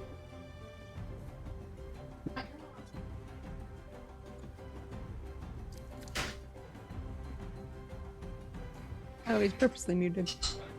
Yeah, this something happening IRL with Abe right now. So he gets. Oh my goodness. All right, so that moves us. That's just a free action. He gets to move 10 feet. I'm going to skip it. Go to them. So the person looks up at you, and immediately drops what they're doing. This is the person with the. Let's see, the mage-looking one with the beads around her neck. She drops what she's doing, stands up, says, "Who are you? What are you doing here?" And you pulls out a sword and walks towards you 5, 10, 15, 20 to here, and is attempting to intimidate you by asking, "What are you doing here?" So what is your will save DC? My will save DC is wait, DC or my bonus? Your bonus, and Is then 20. add 10 to it to get the DC. Oh, so 30, it's a 30. 30. Yeah. Okay. So she actually nat 20'd her intimidation check, so you are frightened too. Oh, am I? Actually, hold up. Oh, I have you something got a called thing? I have a thing. You attempt. All right, the trigger for this iron medallion that I have, it's a consumable. You attempt a will save against a fear effect, but I haven't rolled yet, and I didn't roll. The small medallion is shaped like a shield. When you activate it, you gain a +2 status bonus to saves against fear for 1 minute. On the triggering save, if the outcome you roll is a failure, you get a success instead, and if it's a crit fail, you get a failure. So, I would like to use my iron medallion to not be afraid of this person. Okay. You know what? I love that so much. Yeah, you, in your fog, you just take your sword and there's a glimmer in this medallion that you've been wearing forever, and as it melts off of you, you stand proud, unflinching, unafraid.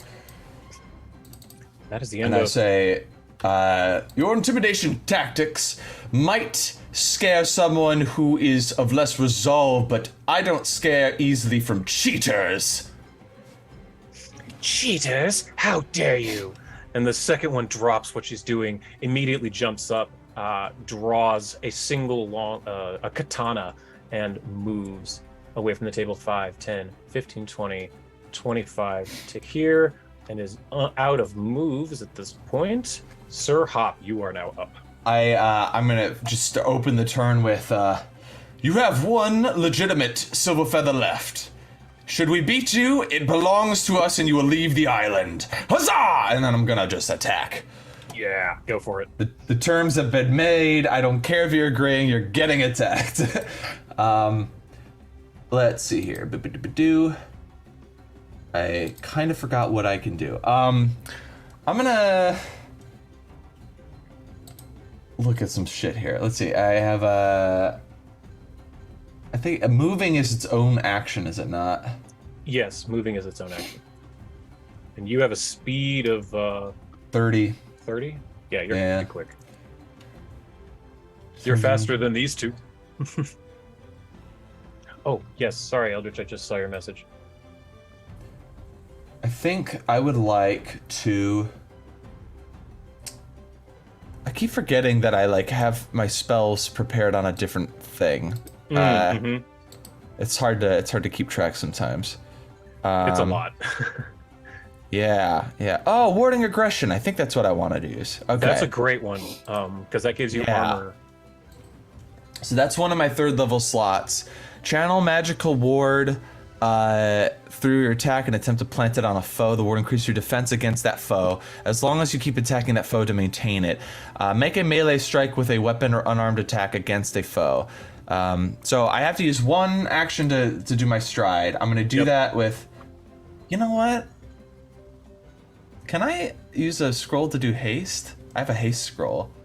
Can I do that first? Would that be appropriate? That's 2 actions, which would give you 2...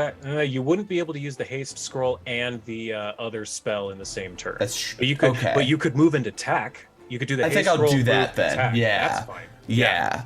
Okay, so, because I also don't know who the on the thing I can see who the leader is, but like in reality, like I wouldn't know necessarily that this person is like the leader. I would have just, you know. So I want to kind of go for whoever that is.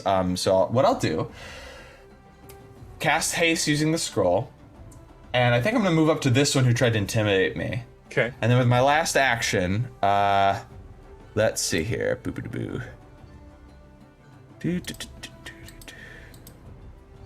I'm listening to a remix of Scotland the Brave as I'm doing this, so this is like getting me in the mood. You know what? I'm gonna find something to listen to as well. Yeah, I'm gonna just make an attack, or one regular attack to open this up with. Let's see, combat. I guess I gotta go to actions for that. Yes, it's on the actions tab. All right, yeah. Oh, I didn't target them yet. Hold up. Let's control click. Yeah. Ha. That's all right, that is a hit. Go ahead and roll your damage with your and I think rapier, I add. correct? It's a rapier. There's a it's a wounding, striking rapier. And I think I have a item on it that adds a little acid or something. Wounding definitely adds a persistent bleed damage. How much is it? 1d6. It's I believe, yeah. One cool. 1d6. I got that on there. Let's see. Weapon. After you cast an acid spell by activating the start of your strikes with the. Oh, I have to cast the acid spell first. Got it. Okay, so that's your turn then. Okay. Right. Yeah. Yep. That's it. Yeah, you cast the and now you're hasted. So let me give you the quickened thing. So let's try to remember, because I always forget that people have haste. Arand missed a bunch of things last time because I forgot he had haste. Okay, so it's this Iron Golem's turn. Arand and Merla, you know this thing is right on the other side of this wall. But listening closely, you can hear it has not picked up its pace yet.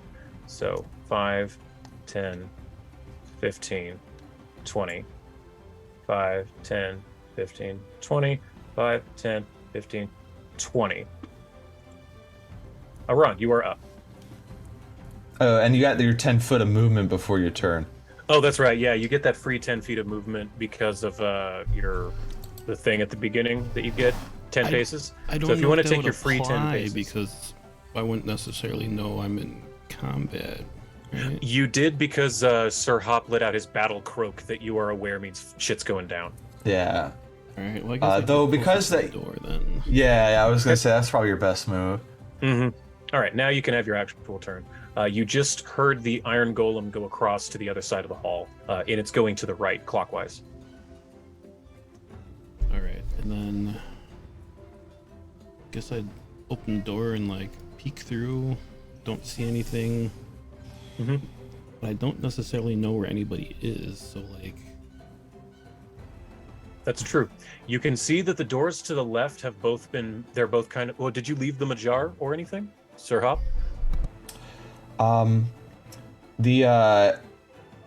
Which door? The guard office door? No, I would have door? closed, because I don't know what these golems would notice as like suspicious activity. I would have closed any door that I wasn't actively using. So the only open door would be the one that Bubblegum is in front of. Got it. So yeah, you do not know which direction they went, around left or right. Oh, all right. Let's see. You can hear stuff coming from kind of the northish, directly on the other side of this wall. Maybe if you want to give me a perception check, you could do a perception kind of. Throw perception in the tower. To where the sounds of things are happening. Oops, shit, in the tower. Yeah, throw it in the tower. Somehow I grabbed.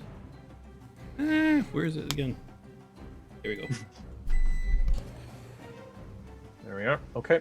Yeah, you can definitely hear that there's some clamoring going on the other side of the wall that's in front of you. You are aware that the golem just went clockwise around that corner, so you think if you're fast, you could possibly cut to the south and get in there before the other golem gets to you. But you South, need to be quick. Meaning my south, right? Counterclockwise, your south. Okay. Shit. keep that in mind. So, then,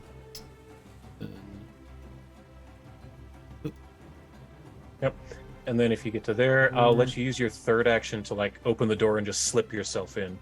so these doors aren't locked then? That is correct. They are not. Okay. Well, I guess I'll. Hello? And as you open this door and close it behind you, you see Sir Hop squaring up with this mage and another person to the left pulling out, unsheathing a katana, about ready to strike at him. But you close the door right behind you. That's the end of your turn. As this golem goes 5, 10, 15, 20, 5, 10, 15, 20, 5, 10, 15, 20. And it did not see you. That is the end of its turn. Bubblegum, boy. it is your turn. You are fog. And there is clearly a golem right next to you. Oh, you're muted as well. Okay, cool. So the fog is rolling in. So moving up there. And then suddenly, while the fog drops, they're also going to be coated in sanguine mist. It's a 10-foot burst, so I'm able to reach the both of them. And the range is 60 feet. Okay. So let's see here. Well, let me just get rid of that. That's not helping. So you're hitting them with sanguine mist, huh? Mm-hmm. Yeah. So go ahead and make them take their save, whatever that is. Okay, good. So, It's probably It's probably fortitude, I assume. Sanguine mist. Yes, fortitude. So make them take that. Oof, really high. One of them. Oh, that wasn't nearly as high as I thought. Yeah, one fails, the other succeeds. So one will take half, one will take full. Let me see. What does this do exactly? So it does a bunch of negative damage, and then you gain hit points. Okay, I see. So click the 66, the blood next to the 66 negative. Okay. That should automatically fix it for them. That's a bunch. Yep, one of them takes 12 damage, the other takes 25. That's pretty great.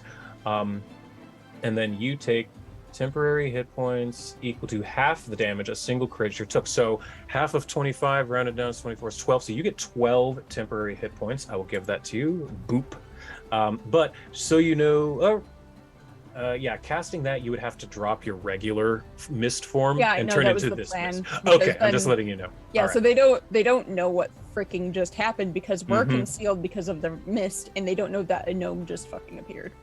Technically, the sanguine mist does not give you concealed. I'm fairly certain. Let me double check.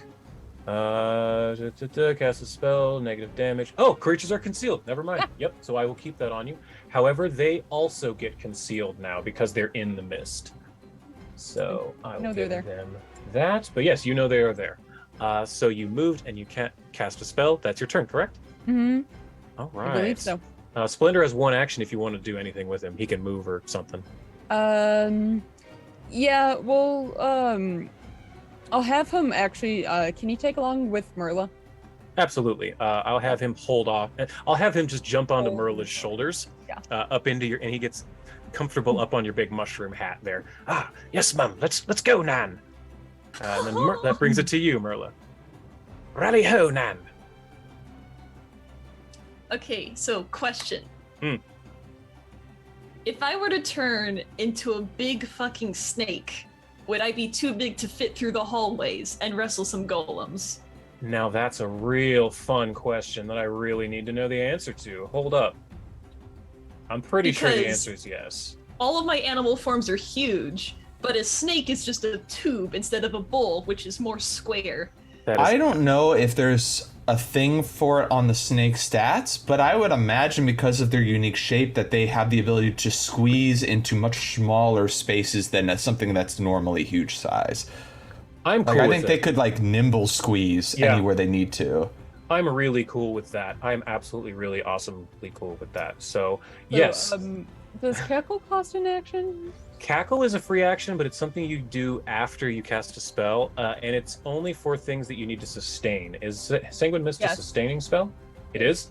Then yes, that's something you would do next round. It's a free action. Yeah, it's Alright, very want to great. double check that. So let's see here. There we go.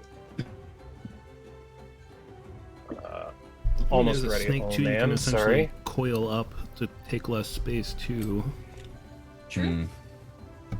All right, Merla.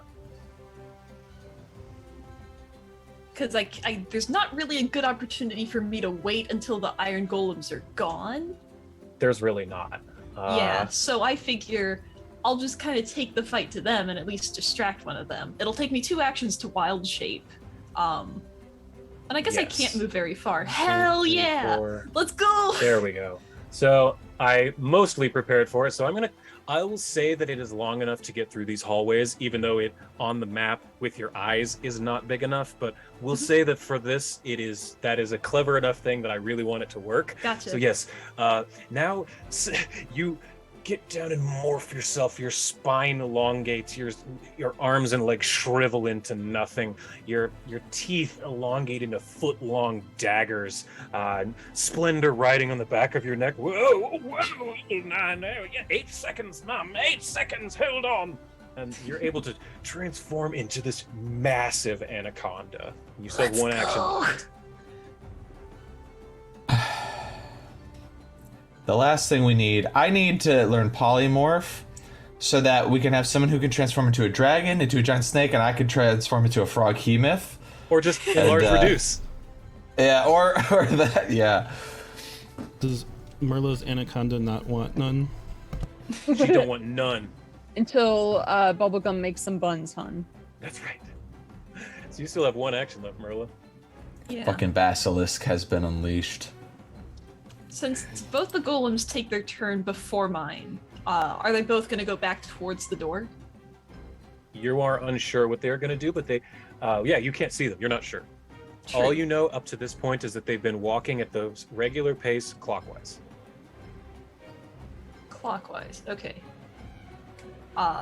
Then I have 20 feet of movement as a snake, so I'm That going seems to... low.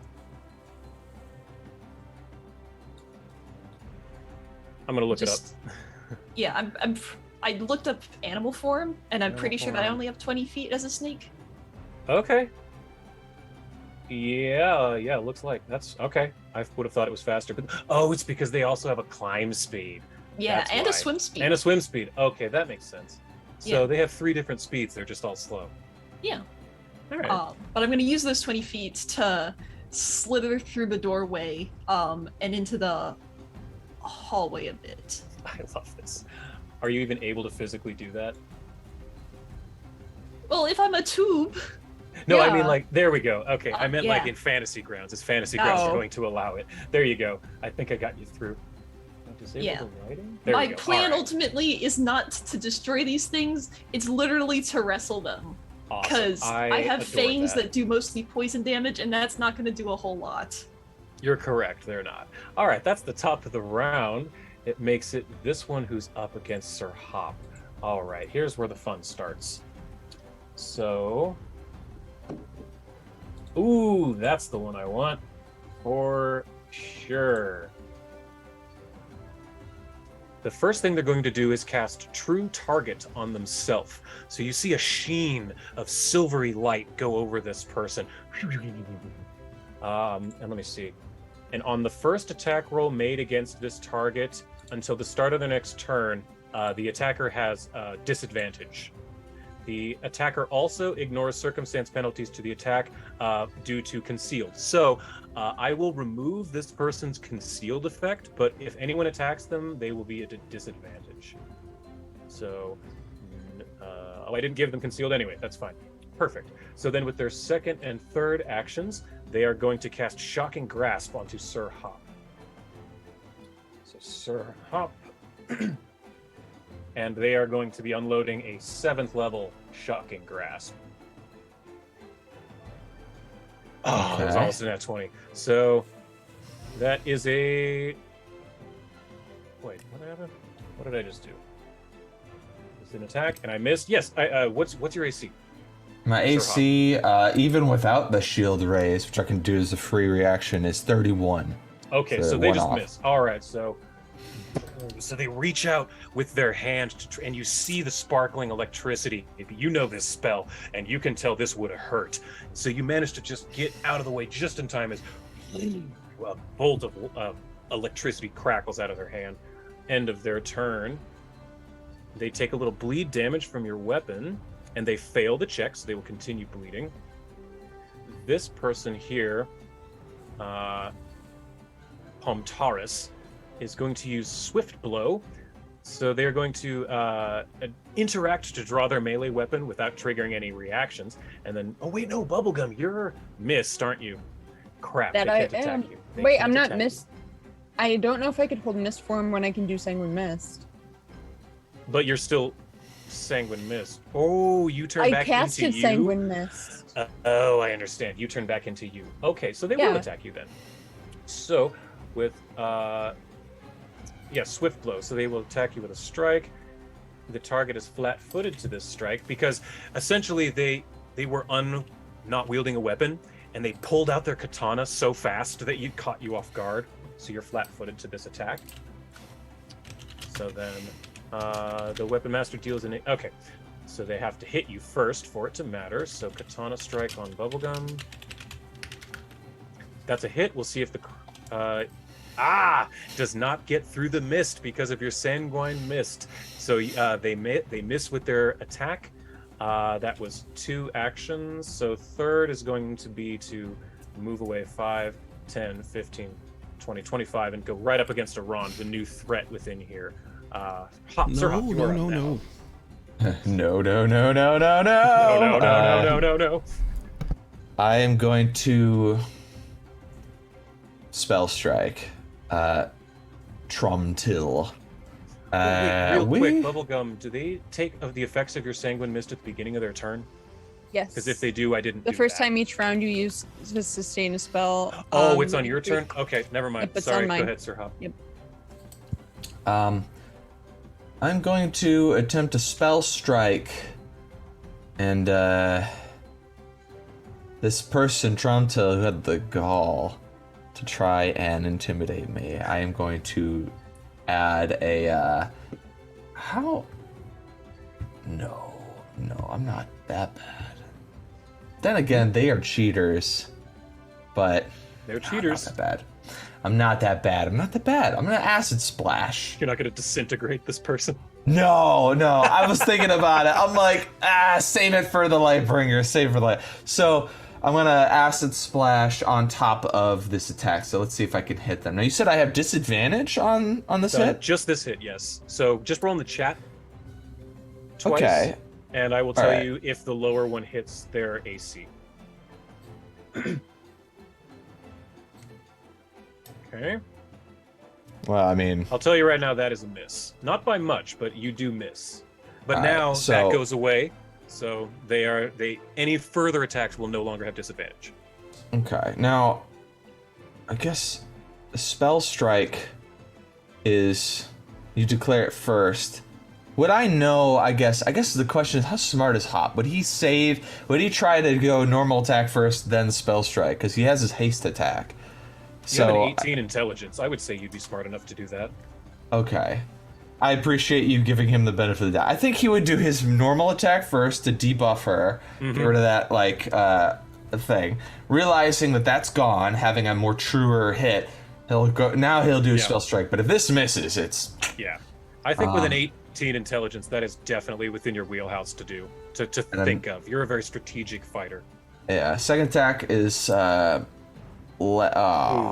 that's a crit miss. Okay. And you have one attack left, or was that the spell strike? Well, that was the 2-action spell strike. So I do have another attack. Oh, you're hasted. That's right. But I don't know. I guess I'm going to just use. Since I did a spell strike, I'm going to use that last action to cascade, arcane cascade. So now I'm in a stance where I divert a portion of the acid stuff to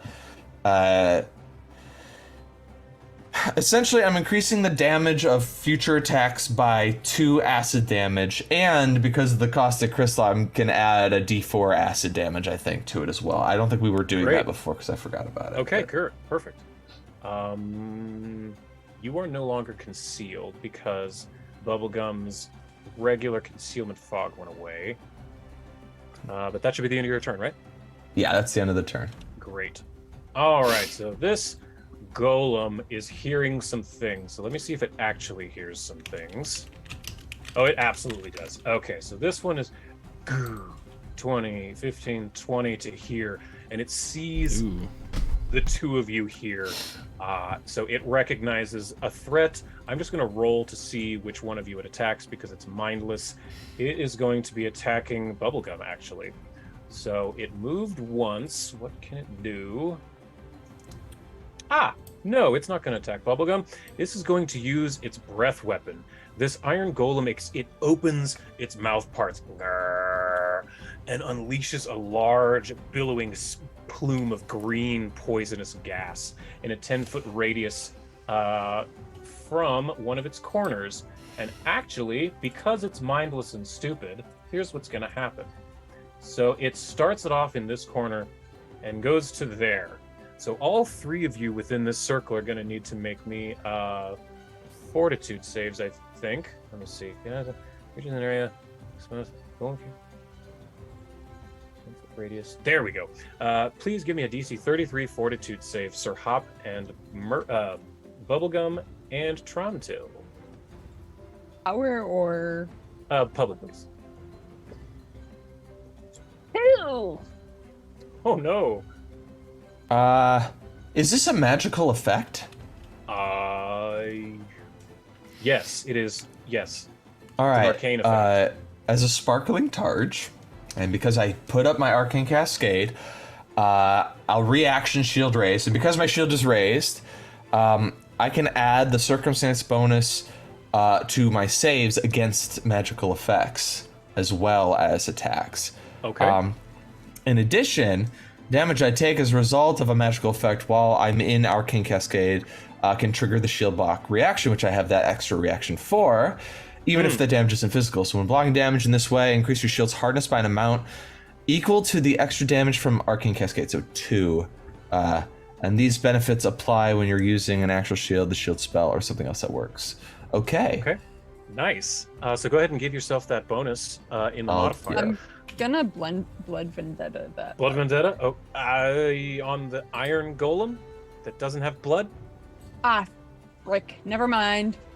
Yeah, by this point, Bubblegum does know that... Hero point? Can I hero point? Yeah, absolutely. Thank you. Yeah, Bubblegum, you would know that these are immune to bleed damage, so that would be a waste of spell slot. Never mind.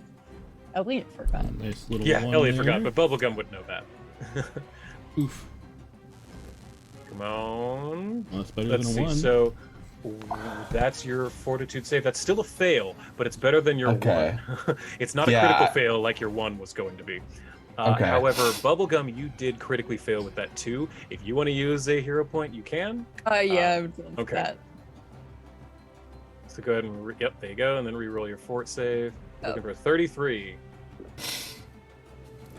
Nope. Still a fail, but not a It critical wasn't fail. a crit fail. So, It's a fail. Yep, neither of you critically failed. So Bubblegum, you get 2d6 of poison damage, and Sir Hop gets 2d6 of poison damage. All right, and and you are as drained 1 for 1 round. So let me give you that as well. So I am able to block all that with a shield raise. Mm-hmm. You just did. Yeah. Oh, do you block the drained condition as well? I don't believe it applies to conditions. Okay. Then you're still getting so- the drained 1 for 1 round. Yeah, but I take no damage from that, and this thing took That is 7. correct. Oh, you just took 7? I should take that away then, right? No. The shield took the the shield 7. I Yeah. understand. Oh, okay. But I great. didn't take it. And I'm gonna be right back. I gotta go grab some. Fantastic. Okay, Iron Golem is done. Aran, you are up now. You can tell that you can just hear, or you saw that the Iron Golem's right behind you as you slipped into this door, and then the woman with the katana tried to attack Bubblegum, missed, and slipped down to you. Yeah. So if I wanted to like You are no longer retrieve concealed. a bomb, that takes an action. Yep, it's one action. Okay. I will do that. I'm gonna pull out a bottled lightning and be like,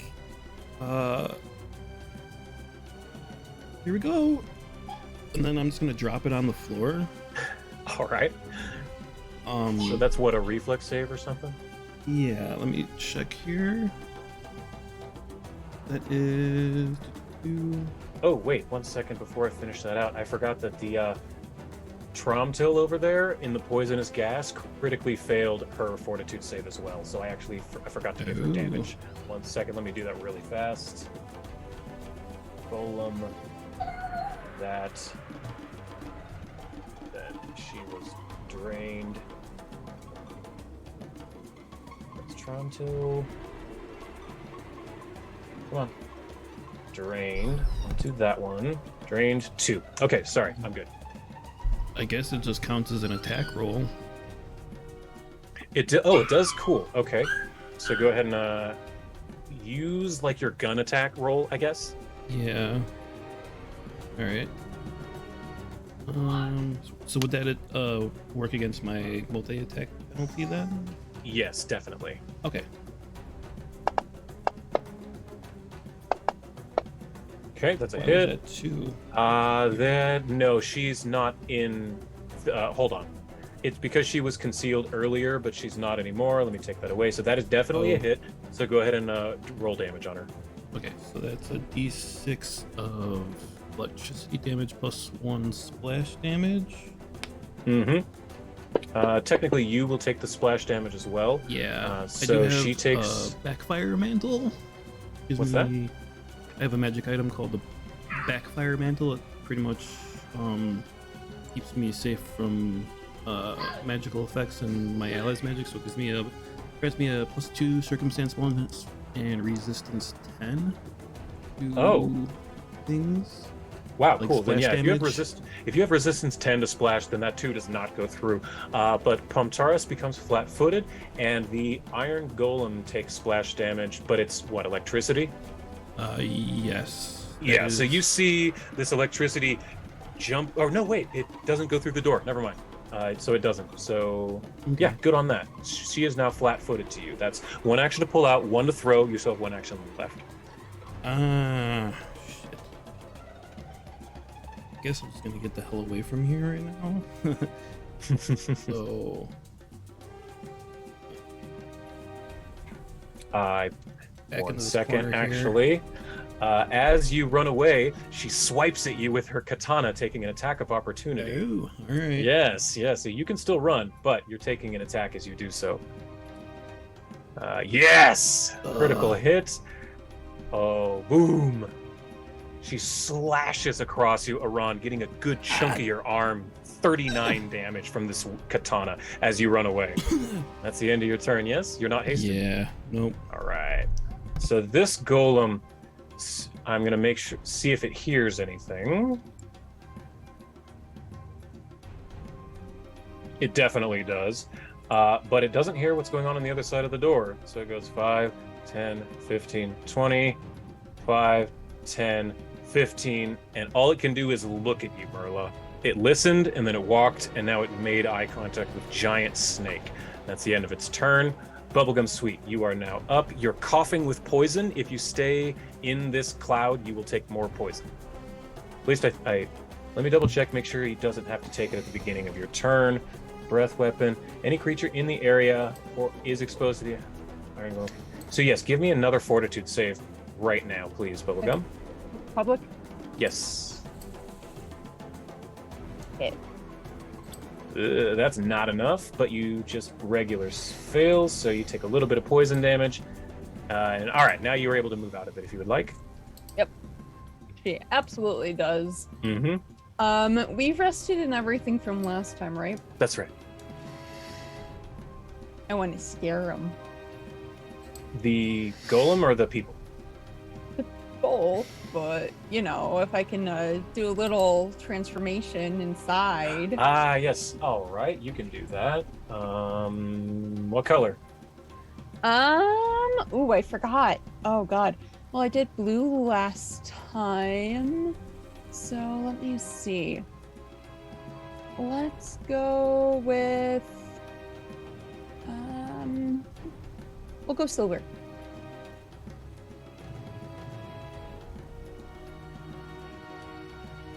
Okay. Almost. Boopty boop. Get this up on the combat tracker. You're at 22, so if I go 21.75, there we go. Grab that, drop it here. Believe you're large size, right? Or are you medium as a dragon? Let me actions. Dragon form. Good question. Where is it? Look into your spell, dragon form. There it is. You become a large dragon. Okay, so you are that big. So now you should be able to have control over that if you want to like move and stuff. And if you open up the character sheet, Bubblegum's dragon form in the character selection, you will have all of your attack options there. Under silver jaws, silver claws, silver tail, and then you have breath weapon silver, which is a 30-foot cone of cold. Oh, great. Love that. So Yeah. I think I'm... There's two actions, so you have one that's left. 2 actions, so I have 1 left. Are any of my moves, are they single action? Yes. Okay, perfect. I think I'm going to actually turn to the other one, Pumptaris, and I'm gonna use the breath. You don't have enough actions. Oh, that's not okay. Never mind. I take that back. Okay, so regular action. That's You can either move or attack, and you only have the reach to hit the golem from where you're currently. So you can either move and not attack anything, or you can not move and hit that golem right yeah. there. I'll hit that. Yeah, I can do that. I'll hit it with my tail. Oh yeah. Let's go ahead and roll tail. that damage. Silver tail. Oh, good hit. Yep. So go ahead and roll your damage on that. Will do. Oops, wrong one. Damn it. Tail, right there.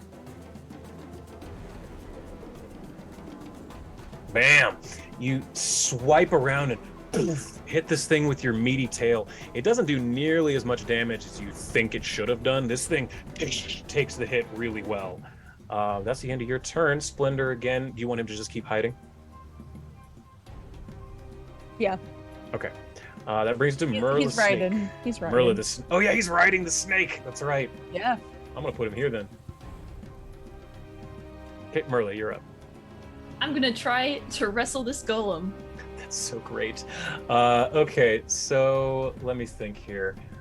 Do you have an athletics bonus? I don't think do. so. I have You a do. bonkers athletics You have bonus. a bonkers athletics bonus. Okay, so go I ahead have and a roll me an plus athletics. 20 to athletics. Oh, okay. So go ahead and roll that in the chat.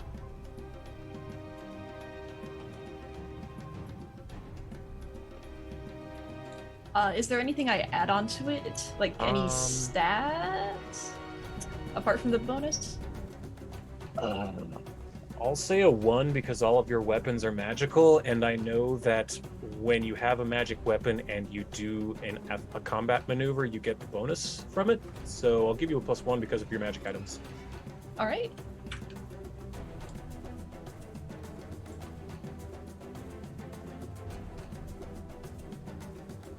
That is enough. You grapple it. Ha ha ha ha. All Now right. what? So let me see here. Grabbed? Grabbed. So what does grabbed do exactly? Huh, open. Oh, I didn't mean to give it that a bunch of times. Let's see here. So Pathfinder, I think that means it can't move and it has a minus to attacks or something. Grabbed. Come on.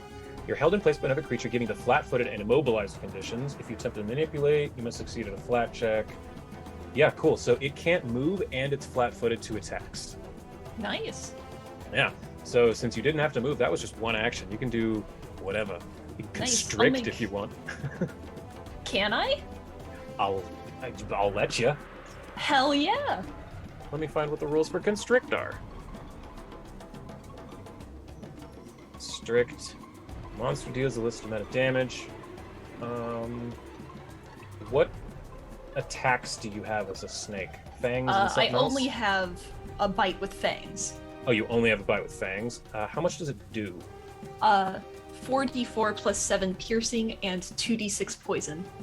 Alright. I'll say your constrict can be 4d6 plus 7 bludgeoning. So go ahead and roll that in the chat. Put a 7 in your modifier and then do 4d6. Is this an attack roll? No, it's just you already have it grabbed, so you're just squeezing. So it's just automatic now. So 46 in the chat, plus 7.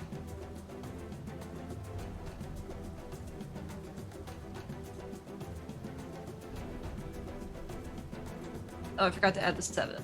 That's okay. Plus 7 too. So plus 7 to that, so that's 23.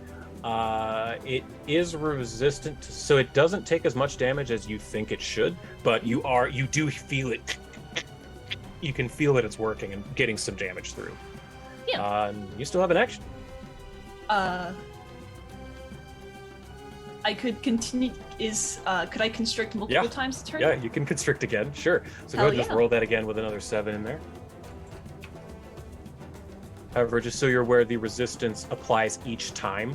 So unlike a monk's flurry of blows, where you add it together, it will get its resistance both times. Yeah, so this totally one does not do as much damage as the first one did, but again, you can still tell that it's working. Mm-hmm. All right, So nice. that's the end of your turn. Fantastic. Top of the round, that goes back to Trumtil, who has to make another save against this poison. Fortitude save. That's real bad. Oh, that's another critical failure. Great. So they move down to stage 3, which I want you all to watch how many dice are about to fall. Oh, Wait. okay. I forgot about them the next turn with the sustaining for the. Oh yeah. Well, it was a free action anyway. So as long as you cackle, you wouldn't have done it. So that also increases their range to 3. That's also, great. hey, remember the bleed damage they have been saved against? Oh yeah, they have that too. However, Sir Hop, you are flat-footed right now, which I need to give you. So it is Tromtil here is going to use a spell punch. So they're beginning to cast a spell at you, Sir Hop, and you can see the magic appearing in their hands as they do this. Let's see, how does this exactly work? They channel through their fist, they make a fist strike.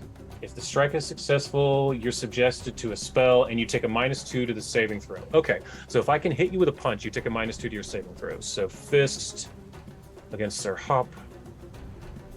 Not gonna happen. Nope. All right, so that was one action. Just gonna try another spell. They're going to cast at you Chain Lightning, Sir Hop. Okay. So they need you to make a, let's see, reflex save. DC of 32. Now, I still have my shield raised. Ah, yes, so you get a +2 to it. Yeah. And I'm a little better at reflex than I am at fortitude. Oh, yeah, okay. So that is a success, not a critical success. So you're going to take half of 8d12. Okay. So let's see. Ooh, still a lot. You take 33 electricity damage as this bolt of lightning shoots out of their hand. It just barely misses your head. That's you give yourself half? That's half. 33? 33 is half. It was, yes. That was half. My wounds are 33 now. Cool. Mm-hmm. Yep. That's the end of their Alright. turn, though. Taking some bleed damage. They succeed against the bleed, so they are no longer bleeding against you. Now it is this one's turn. They see a big old dragon appear in the center of the room. They don't like that one bit. And they also see that Arand ran away from them. So 5, 10, 15, 20, 25, 30. So can't quite get to you. Gets a second action to here, and then is just going to katana you again, Aran. Can't do anything Get particular. away from me. Regular hit, I'll take it. And 1 second, she has a thing. She has what's called dueling expertise, which I forgot about last time. You're lucky. Which she gets an extra 2d10 damage to creatures that are not adjacent to allies or other foes. Oh, So you get another 2d10. 11 damage around against you, so that's 73 wounds you should be at. Oop. No, I can I'll take up. him There we back, go, sure. 73. But that's the end of their turn. Sir Hop, you're up. You're surrounded by these dudes, and Tromtil just electrocuted the crap out of you. And you can tell if you hadn't been as quick to dodge out of the way as you were, that would have really, really hurt. They're going to kill you. This person's trying to kill you. Yeah, likewise. I feel a little silly in the sense that, like, this thing kind of went through the door and, like, is coming right at me. Seeing that Arand is having trouble with Phoneix, I kind of just shoot a look over to Bubblegum like, you take them, I'll hold them off. And I'm going to use my haste action to move around this way. Awesome. And then I'm going to attempt once again to make a spell strike against them. So let's see if I can hit here.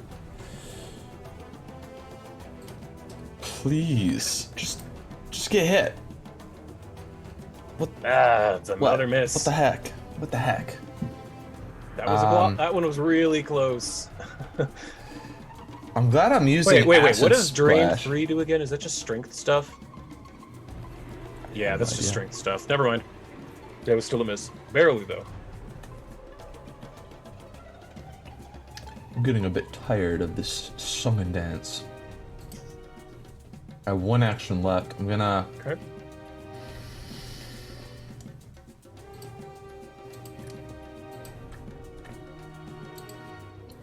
I'm gonna use Shielding Strike. As you attack a foe, warding magic transforms your momentum into action lifts your shield. So I'm gonna get a free shield raise from this. Make a melee strike. But in addition to all that, it recharges Spell Strike as well, which is nice because it's a That is focus nice. spell. Yes. So Go ahead and do that. right. Second attempt at an attack. Come on. Ah, Just bad luck all around. bad rolls. Shields up, no hits, but I am occupying this person's attention, hopefully, and yeah, that's it for now. All right. So it is up to the golem now. Let's see. Okay. It's going. Just gonna move you into this corner here, Bubblegum. Just get you out of the way. It is going to use inexorable march towards the dragon, and it's gonna move up to its speed. So up to 5, 10, 20. It's gonna move to like here-ish. I need Bubblegum to make a fortitude save, please. You're looking for a 37. 25. That is a critical failure. So you are. Let's see. What does it do? Pushes them back if they try to stop its movement. A creature can attempt on a critical success. Otherwise, it's damaged as if hit by the golem's fist. Okay. So you are hit as though hit with its fist. So you get hit with a bunch of bludgeoning damage. 30. And you're pushed back 5, 10 feet to there. And that is its whole turn, actually. Oh, wait, no. It gets one more. It's going to close the distance as well. So you are now adjacent to it. Arand, you're up, and you have Phoneix up in your face again. She just slashed at you. Yeah, that sucks. Let's see. I'm gonna do.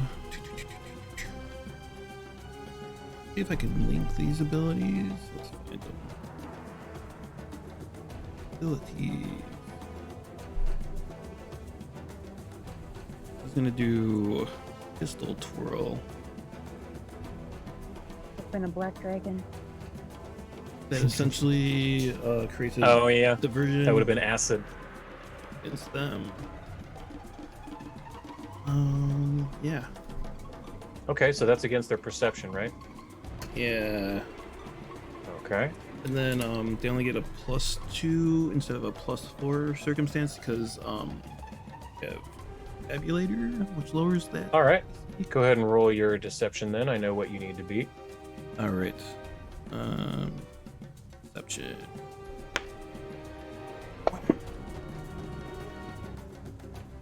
All right, you beat it by 11, so that is a critical success. All right, so I can get away from them now without getting an attack of opportunity. It does not trigger as attack of opportunity? Yeah. Okay. Does it not trigger? Does it No. specifically say it? Yeah, because let's see. Unless it's attack of opportunities are different. If it's a success, I become hidden to the creature.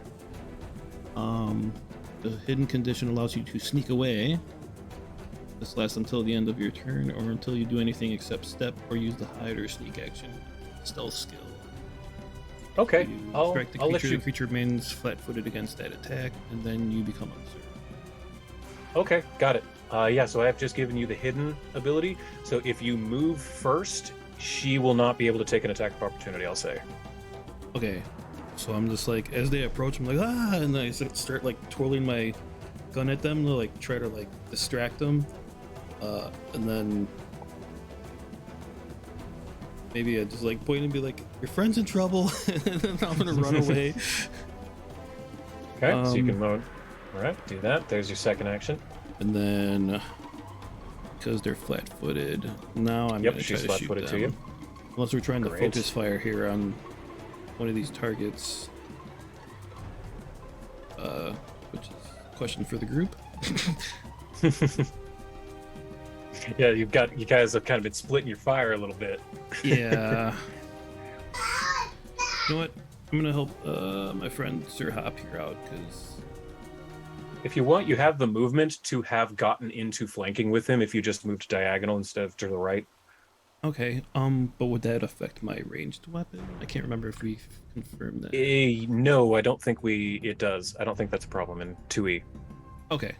So I know in 5e it is, but Yeah, apparently I think in it's this fine I can in just 2E. get in someone's face and shoot a gun in it. So, all right. Yeah, it's effective in real life. Shit. Yeah. That's a miss. All right. Fuck. All right. I And guess your that's my turn. So it is this golem's turn. It is currently being grappled by Merla. So the first thing it's going to do is attempt to break the grapple. Mhm. So Merla would roll me an athletics check in the tower with +2. Gotcha. Oh, not in the tower. It's publicly. Sorry. Oh, wait, no. Ah.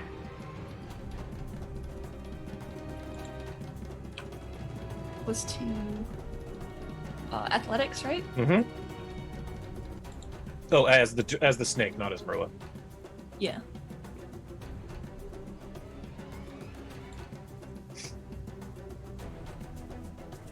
Okay, that is enough to maintain the grapple. So it does not escape from you. However, it's going to open its vents and begin releasing a bunch of poisonous gas as its breath weapon. So Merla, I need you to make the snake to make a DC 33 Fortitude save.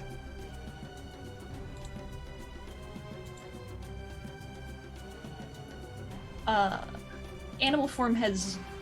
Oh, does it I don't. not? I don't keep Okay, over my 1 second. saves, do I? Hey, where are your saves? Because I guess currently you they're. keep your own saves, I guess. Yeah, you keep Okay, your own cool. saves. Yes, Fortitude, you said? that's correct. Looking for a 33. Ah, failed by 1. But it's still only just phase 1, so you get 2d6 of poison damage. 8 poison damage. But some of since you're a wild shape, you get some temporary HP, so that just soaked up some of that. So that is actually the end of its round. It can't do anything else. Bubblegum, it is Dragon Bubblegum's turn. Yes. So, while that golem is annoying, I do just want to double check what is 30 for a turn. Here I can 30 foot Would cone. I be able to hit Pumptars? 30 foot cone looks like this. Oh, excellent. So, Yeah. yes. Yes, I would like to hit Pumptaris, and I know it's not going to do anything with Iron Golem, but still like hit both of them in the vicinity. just like that? With breath. Yeah. And Blue Dragon is ice, correct? Silver Dragon is. Or Silver Dragon. Cold. Cool. Go ahead and make them roll that saving throw. Okay. So all of you just see this massive shower of ice shoot out of Bubblegum Dragon's mouth, and they both critically succeed. So both of them, the golem doesn't seem to be affected by this frost at all because it's immune to magic, except for acid. And the Pumptaris manages to just do the splits and get out of the way just in time to get this ice just over her head. You still have a single action. Yeah. Oh, and roll a d4. Okay.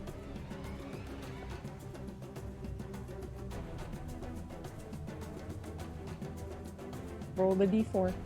Yep. That and whatever the number is how many rounds it'll take before your breath weapon recharges and you can use it again. Heck. Okay. I don't know what it was because I just clicked the d4. Just grab the d4 and drop it in the chat window. Oh, okay. There we go. So next turn you can use it again. And I can do it again. There you go. Cool. Yeah, so you can do it next All turn. right. So you still have a single and then action. My regular actions. And So with that, I think I'm probably just gonna do. Can I just hit them with my tail? Hit the golem with my tail? Actually, both are in range of you right now with Both your tail. are in range. Mm-hmm. Yeah. So I'll, unless I can't sweep both of them. No, you can't hit both with one attack, but you could hit either or from where you're at. Okay, I'll just do the golem because it's right there, and I'll hit that with my tail. Sure. Go ahead and drop that attack on it. Yup. That's a miss. All right.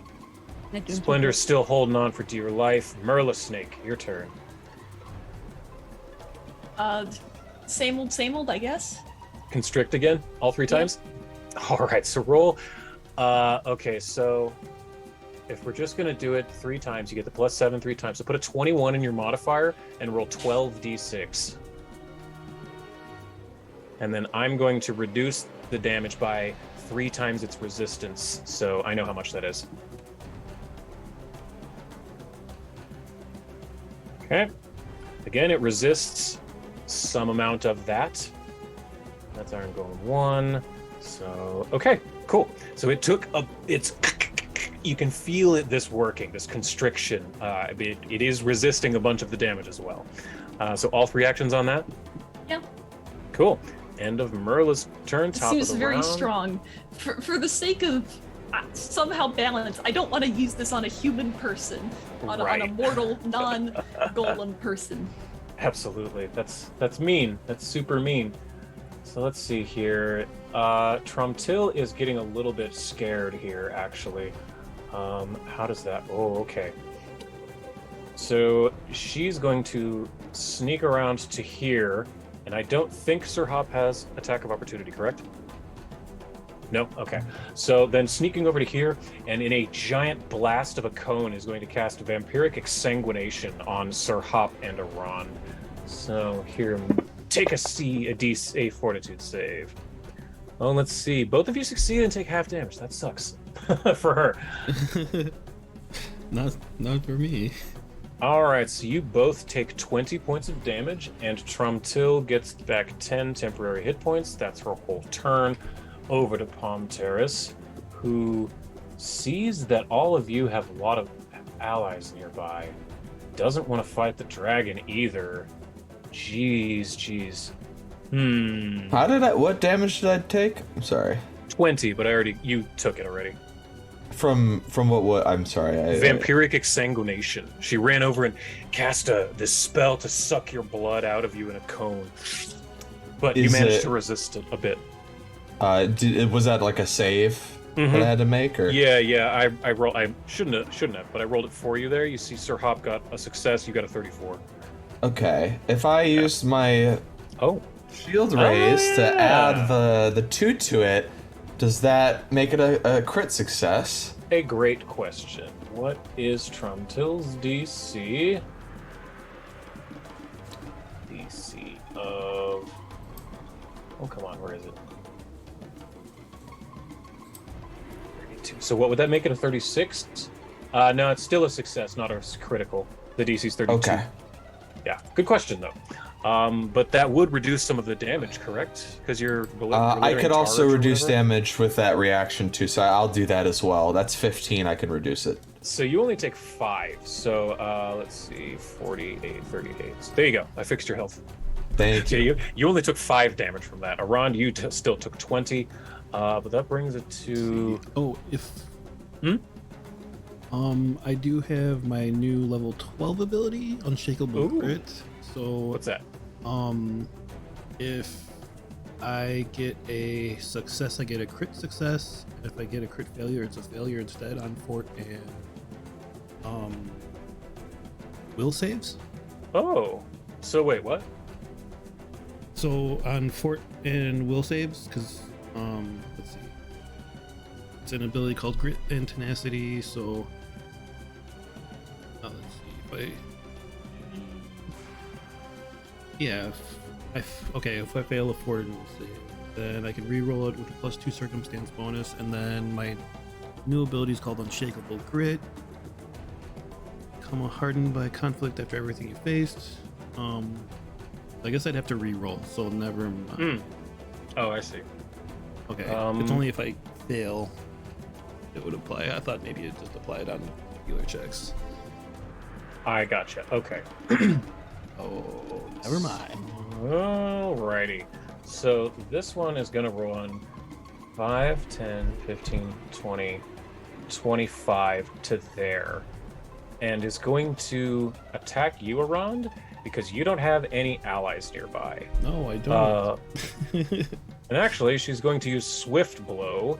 Oh no, I can't use that because she's wielding her weapon. She can only use that once per fight. Cool. So just one attack coming in here, Arand. Oh, that's a crit, but why are you... Oof. Why did it roll that? The mischance. Are you concealed? You shouldn't be concealed. Probably was from the other. Oh, you're hidden! That's right, you're hidden from her. Oh, damn. Whoopsie. Damn. Okay. Yep. That's right. So yeah, she completely missed because she's still confabulated by your lies and deceit. Yeah. But so now about her friend. I think that hidden goes away now, right? I believe so. After the one attack. Okay. So I'm not goes sure away. if it applies to like create her specifically or just make an attack. I think it's just to her. So all right. So then she's gonna frustrated try again, but with her damage penalty. Regular hit. So you just dodged a crit. Yep, 22 damage. End of Prom Terrace's turn. Sir Hop, you are up. All right, there's a lot of shit going on right now. I think the biggest thing that I'm upset with is that they're all picking on Arand here, who's clearly a ranged fighter, and ignoring me, who's like ready to take him on. Where's your taunt? I'm going to use a Scroll of True Strike, which True Strike is only a single action. So I'm gonna use one of those, and I'll just take that off my inventory just so I can keep track. And I'm going to haste action move. I think they were 20 feet.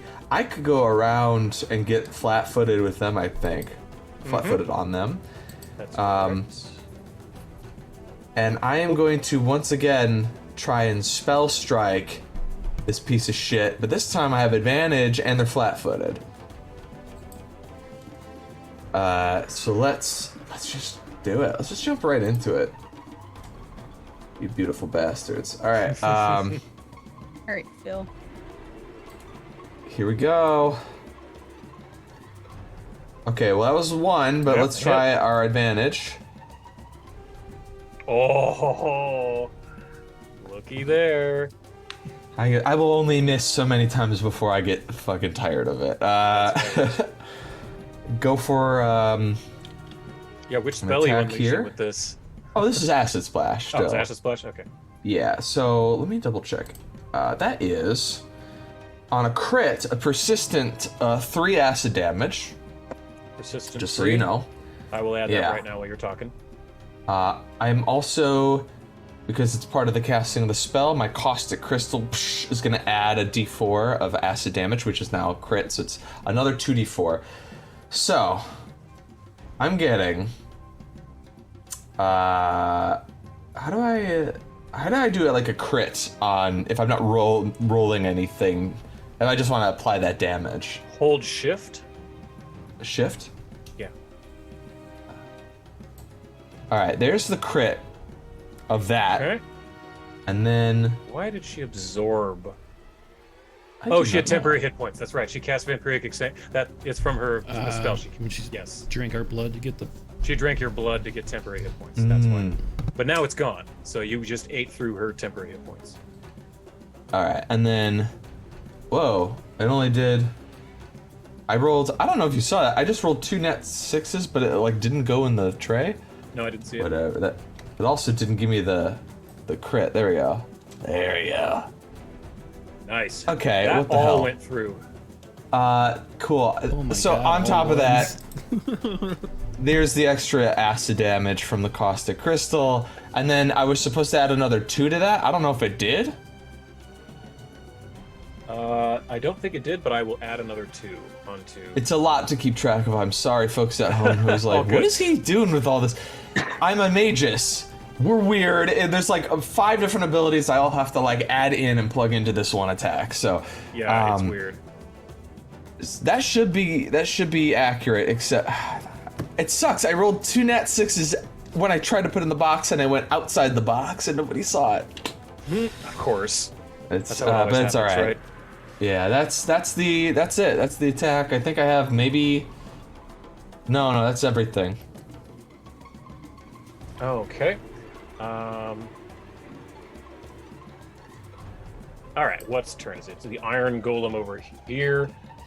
Yes, so it sees this large dragon, and it is going to just punch this thing. It doesn't know any better. It doesn't understand what a dragon is. It just sees a big threat. Gonna hit. They have punch immunity, you idiot. Punch immunity. Go. Unfortunately, that is not the case here. Okay, and it's just gonna go kind of for broke on you here. Actually, no, it's gonna use inexorable march. I need you to make a fortitude save there, Bubblegum. That is a failure, but not a critical failure, so you're gonna take regular punch damage again, and you're moved back 5 feet. And then its third attack is going to close the distance here. End of its turn. Arand, you're not looking great. And you might be muted. Yeah, I'm getting my fucking ass kicked right now. Hop, don't you have a potion? No? Your hop, right? For future reference, depending on who Merla is.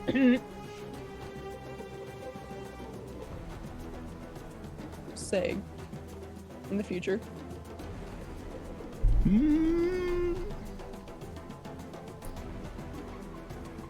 Make a potion? I'm unsure. I don't think I did. Yeah, I think I'm Merla saying has it, or Hop Sir Hop or has something. one that maybe on another turn or something, if this one still knocks you pretty flat, maybe he can help you. Yeah. If Merla can't find her way in. Or if she's been busy doing that. You're muted. Sorry, I was gonna say I can't use an action to get like that potion out. But You're if you were to hasted. like get, if you were to get up to me and say open your mouth, I think that's a free action. And you could just reach in and try to see if you can pull that out. It's gonna I'm look okay with weird. that. Oh, are you still hasted? Did you use your haste? You are action? I hasted. am. I Okay. am. But I used an action to move. Yeah. Oh, you Okay, did? okay. Okay. I was making sure. Because I always forget when I get it. Like, Just remember that Palm Terrace has attack of opportunity, so if you don't want to eat that, you'll have to do a 5-foot step. oh crap! I just realized it's my turn. I'm so sorry. We were talking Yeah, about yeah, it's- you're potions and up. stuff. I just. Oh fuck. Yeah. I guess I'm just gonna try to blast Tromtil here, because They're right You've there, been and they're one thing flat-footed. you've kind of picked up on is that this person doesn't attack you if you're next to an ally. That's one thing you've picked up on. Every time you've been adjacent to an ally, they haven't attacked you. Yeah. Well, I guess. Should I be near an ally? I'm the closest, but if you Yeah. just use your actions to get the fuck out of here, to where like You get close to you. either Bubblegum or Merla is, that might be good too. Kind of depends on what you wanna. Who do you want to But deal again, with right now? Attack of opportunity. Yeah.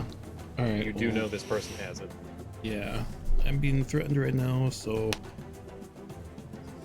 blast this person in front of me. And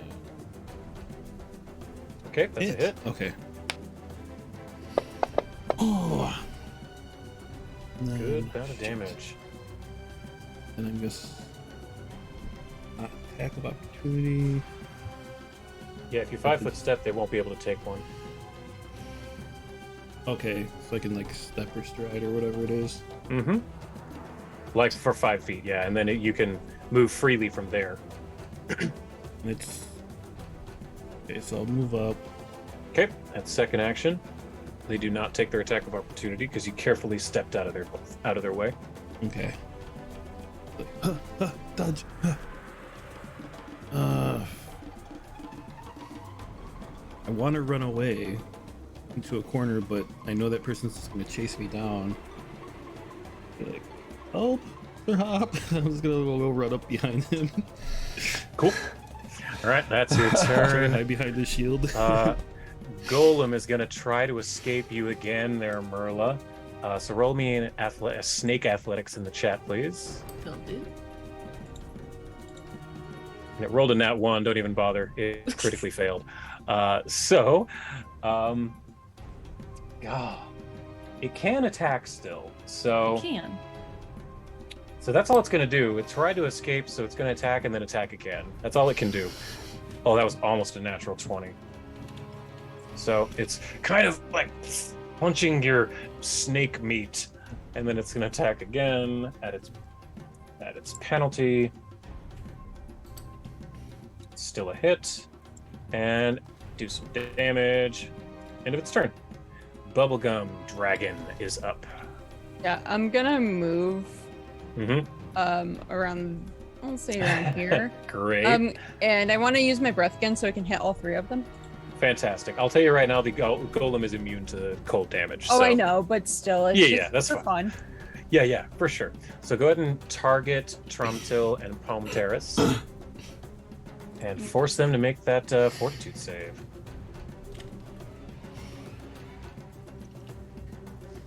Well, there's no way. There's no way. Hey, hold up. There's no way. Crit on a... One of them rolled a natural 6. There's no way that's right. What's the DC on your thing? What is you, Bubblegum? What is your DC for spells? Where is that on my sheet? Your DC, vampiric examination. You have 31 is your... Yeah, so one of them failed. The other one succeeded. So, let's see here. I guess that doesn't have Palm Terrace failed. So, okay. If I it's just 31, selected then one that succeeded. the last two times they're only regular successes. Yeah. Okay. Okay, so let's do this one first. Go ahead and roll damage right now. That'll be the full damage to Palm Terrace here.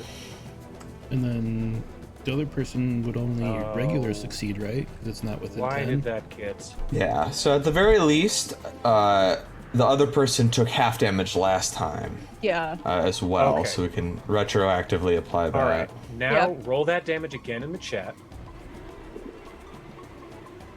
Yeah, Okay, so that the is. other I'm, one- I'm glad we did something because Yeah, I'm yeah. like, how good are How these is it? people? Yeah, that was like I should be hitting. There at we least go. Do they Okay, really need to got be it. cheating? They're kicking our asses I right know. now. It was cheating No, okay, piano. so with that, Tromtil passed just frozen solid in a glass of ice, and then another 37. Okay, crap. and Palm Terrace just took a huge blast of this ice to the face and looks horrified and is pretty close to death, but Tromtil the mage is encased in ice and essentially dead. That's the end of your turn. Splender's still riding. Yep, Splender's still riding. Merla, it is your turn. This thing, you can tell it's about to pop like a can. And you're muted. You're muted. Let's keep going, because it would be really right. funny. Do 1 damage. The +7, 3d6 +7. Instead of doing them all at once, do them one at a time to see what happens here.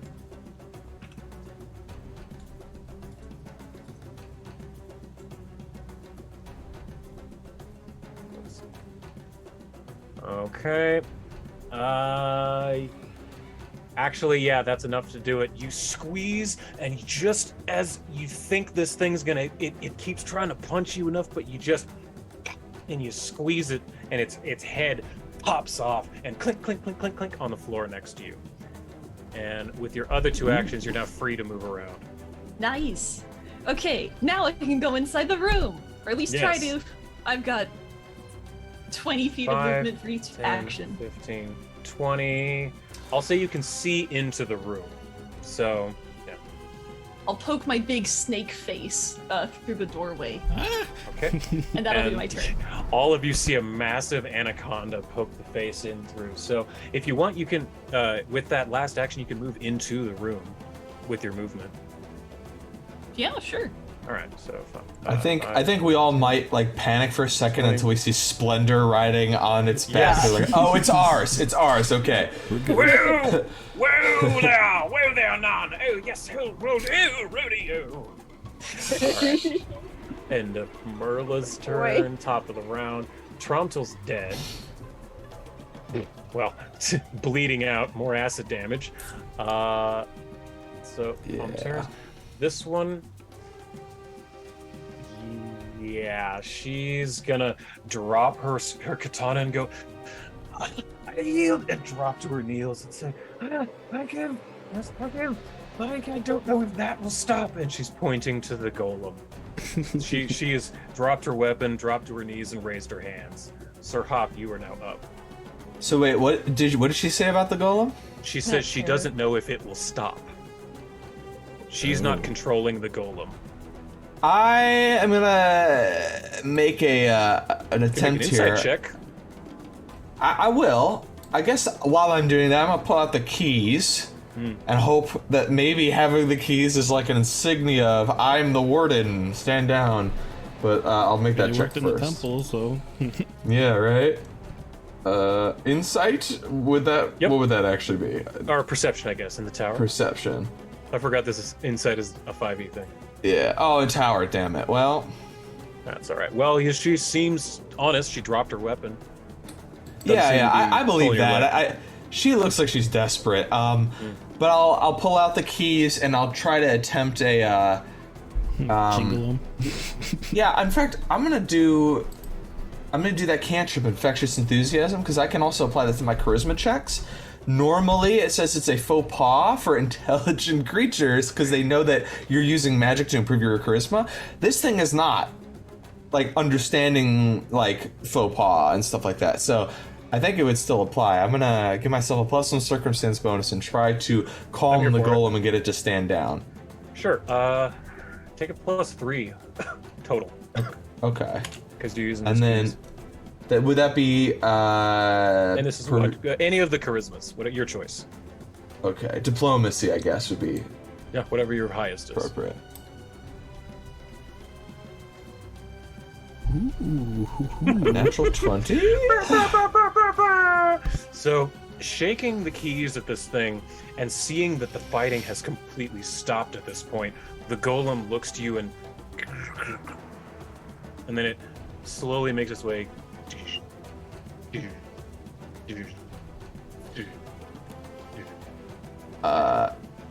I will also into the hallway to begin walking around its sentry again. As it does that, I'll stabilize Tromtil next to me, make sure they don't just straight up die from the acid and bleed and stuff. All right, great. Is that what would that medicine? I guess I'll make a medicine check. Yeah, medicine check. Yeah, you needed a 15. Okay. Basically, and just I say- not a nat 1. Yeah, and I kind of look over to Pomteris and I say, well, you're lucky it was us that found you because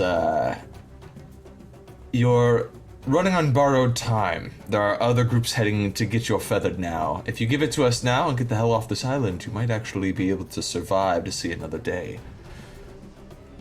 You're most gracious.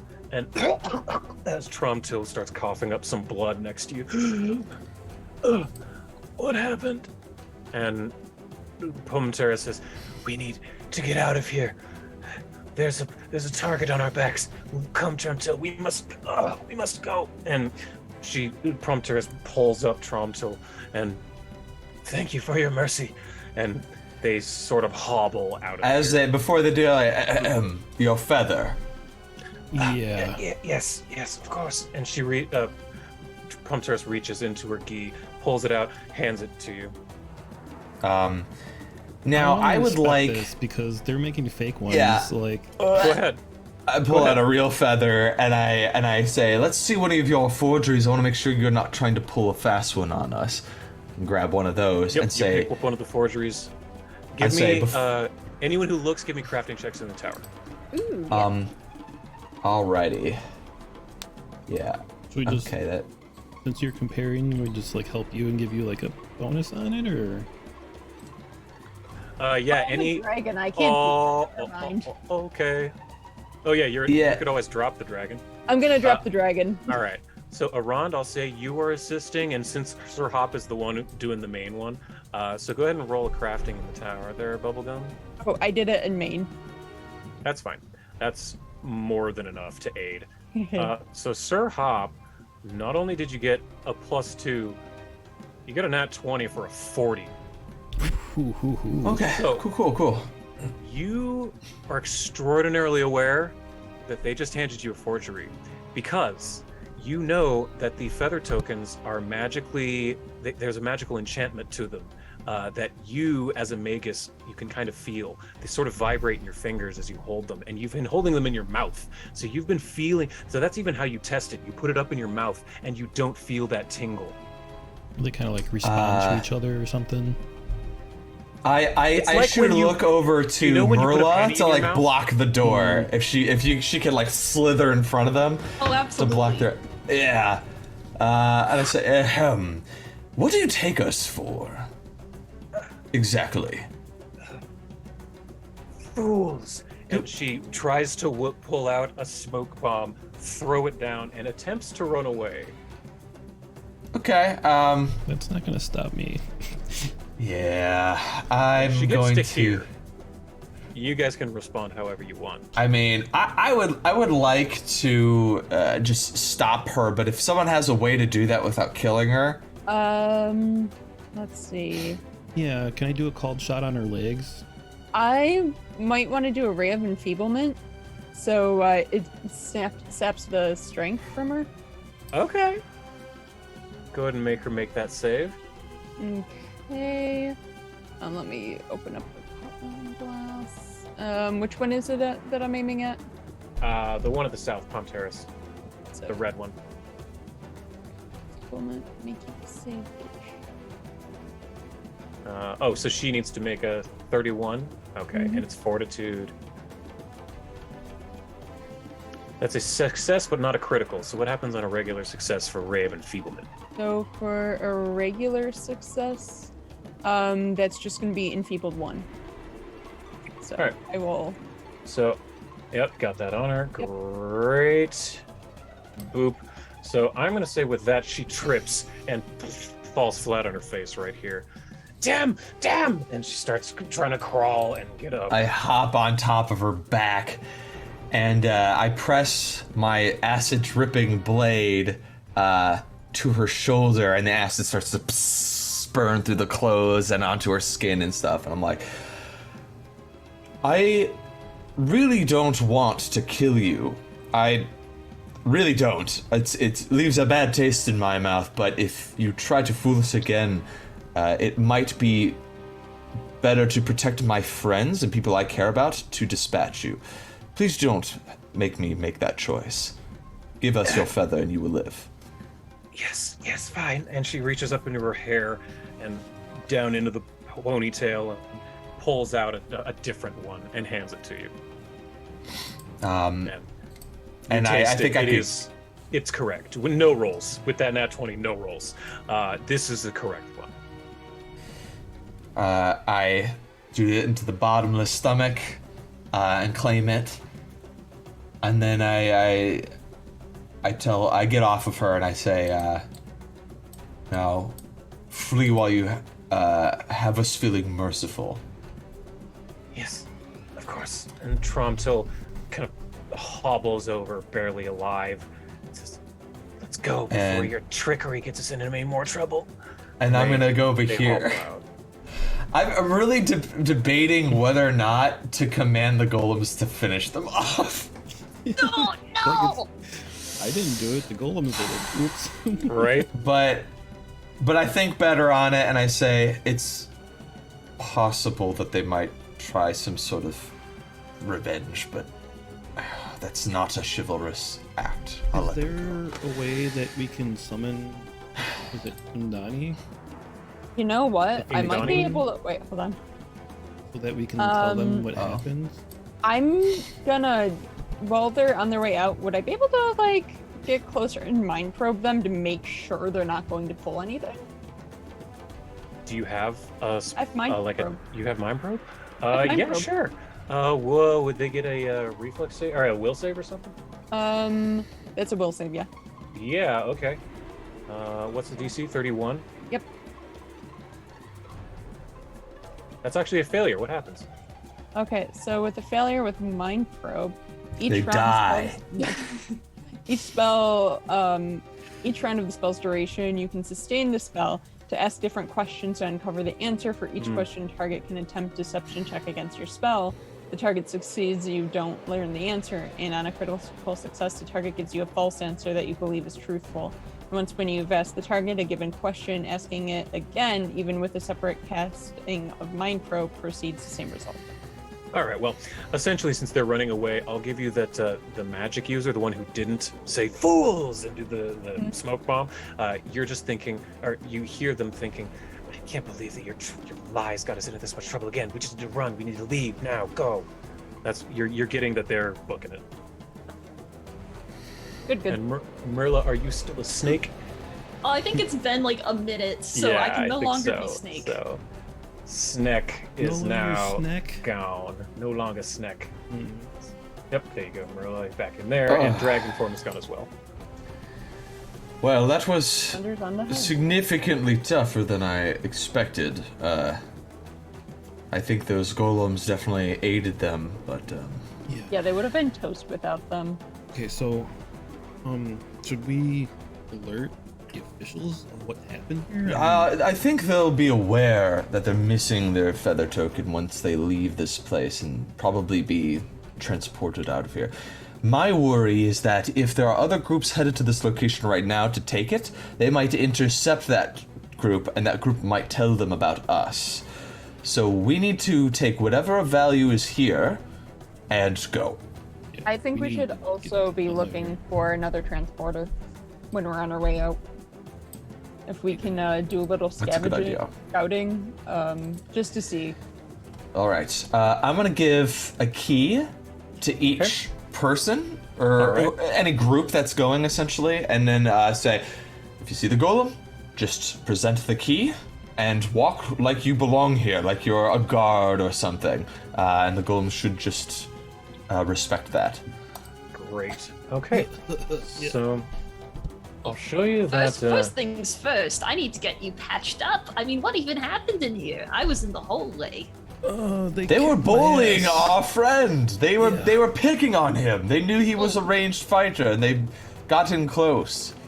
I'm sorry, Garand. I should have been better at protecting. So if Merla has a little extra juice. My ribs. Yeah, Rod got his ass kicked. Me and Iran got our shit taken. Yeah, so Merla, you can either roll medicine to do regular non-magical healing, or you can do magical healing. I'll do magical healing. All right. Because it's easy. Yeah, Aranda's very wounded. There you go, 67 Yeah, for a definitely heal. helps. Thank That helped a you. lot. Yep. Oh, and I guess I can get rid of all these weird effects. Oh, yeah. Concealed, flat-footed, drained. Good lord.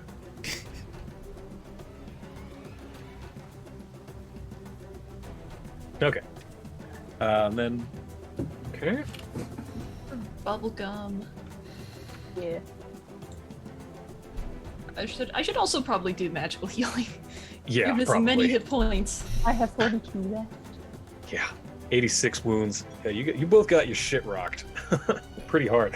There you go. That helped significantly. Yeah. So much better. Every All right. Are you doing any more healing, or are you calling it good there, Marla? I'm looking to see what my options are and wondering, are we gonna be attacked later? That's a question. Yeah, you That's might a want to good just hold question. on the spell slots just in case. Yep. Yeah. You are trying to infiltrate the Lightbringers headquarters, so Will be for next week, so yeah. so go ahead and do a medicine check then. Just in the chat, you're looking for a 15. Actually, you are. Hold on. You can do higher things. Let's see here. You're a master, so you can actually do called DCs. You can either do a 20 or a 30 DC, and if you hit the 20, you add a whole bunch, and if you hit the 30, you add even more. Let me look at the exact numbers. Medicine. I'm gonna call it 30 DC because I have a 25 bonus. Oh wow. Treat wounds 30. Okay, so yes, if you hit 30, you get 2d8 plus 30. If you critical, it's 48 plus 30. 36. Yep, so that is 2d8 plus 30. So go ahead and put 30 in your modifier and then roll 2d6 in the chat, and that's how much you will heal. Do you have Ward Medic? No, you do not. Okay, so only one of them will get this healing. So probably a Rond, I guess. Yes. Yeah, so 2d8. 2d8 plus 30. So around you get 39 more hit points, so you are down to 9 wounds. There you go. That patched you up pretty good. Yeah. Oh, thank you, thank you, thank you. Oh, much better. Are we going through this prison now, or are we trying? Yeah, I'd like to start kicking down Cool. some doors here. And Great. I'll just open up the whole thing, make it a little faster. In this top right room, this is the head guard's office. I think, yeah. So there's a desk in here with a chair. There, you could tell that this is where there used to be like the head guard, where they would have paperwork and things. But there's really only the desk and a chair in this one. I'm gonna check out that desk, rifle through it, find anything I can, search for false bottoms, especially just in case they're hiding Alright. anything. So you, Sir Hop, find several things. You find. Let's see, what is this?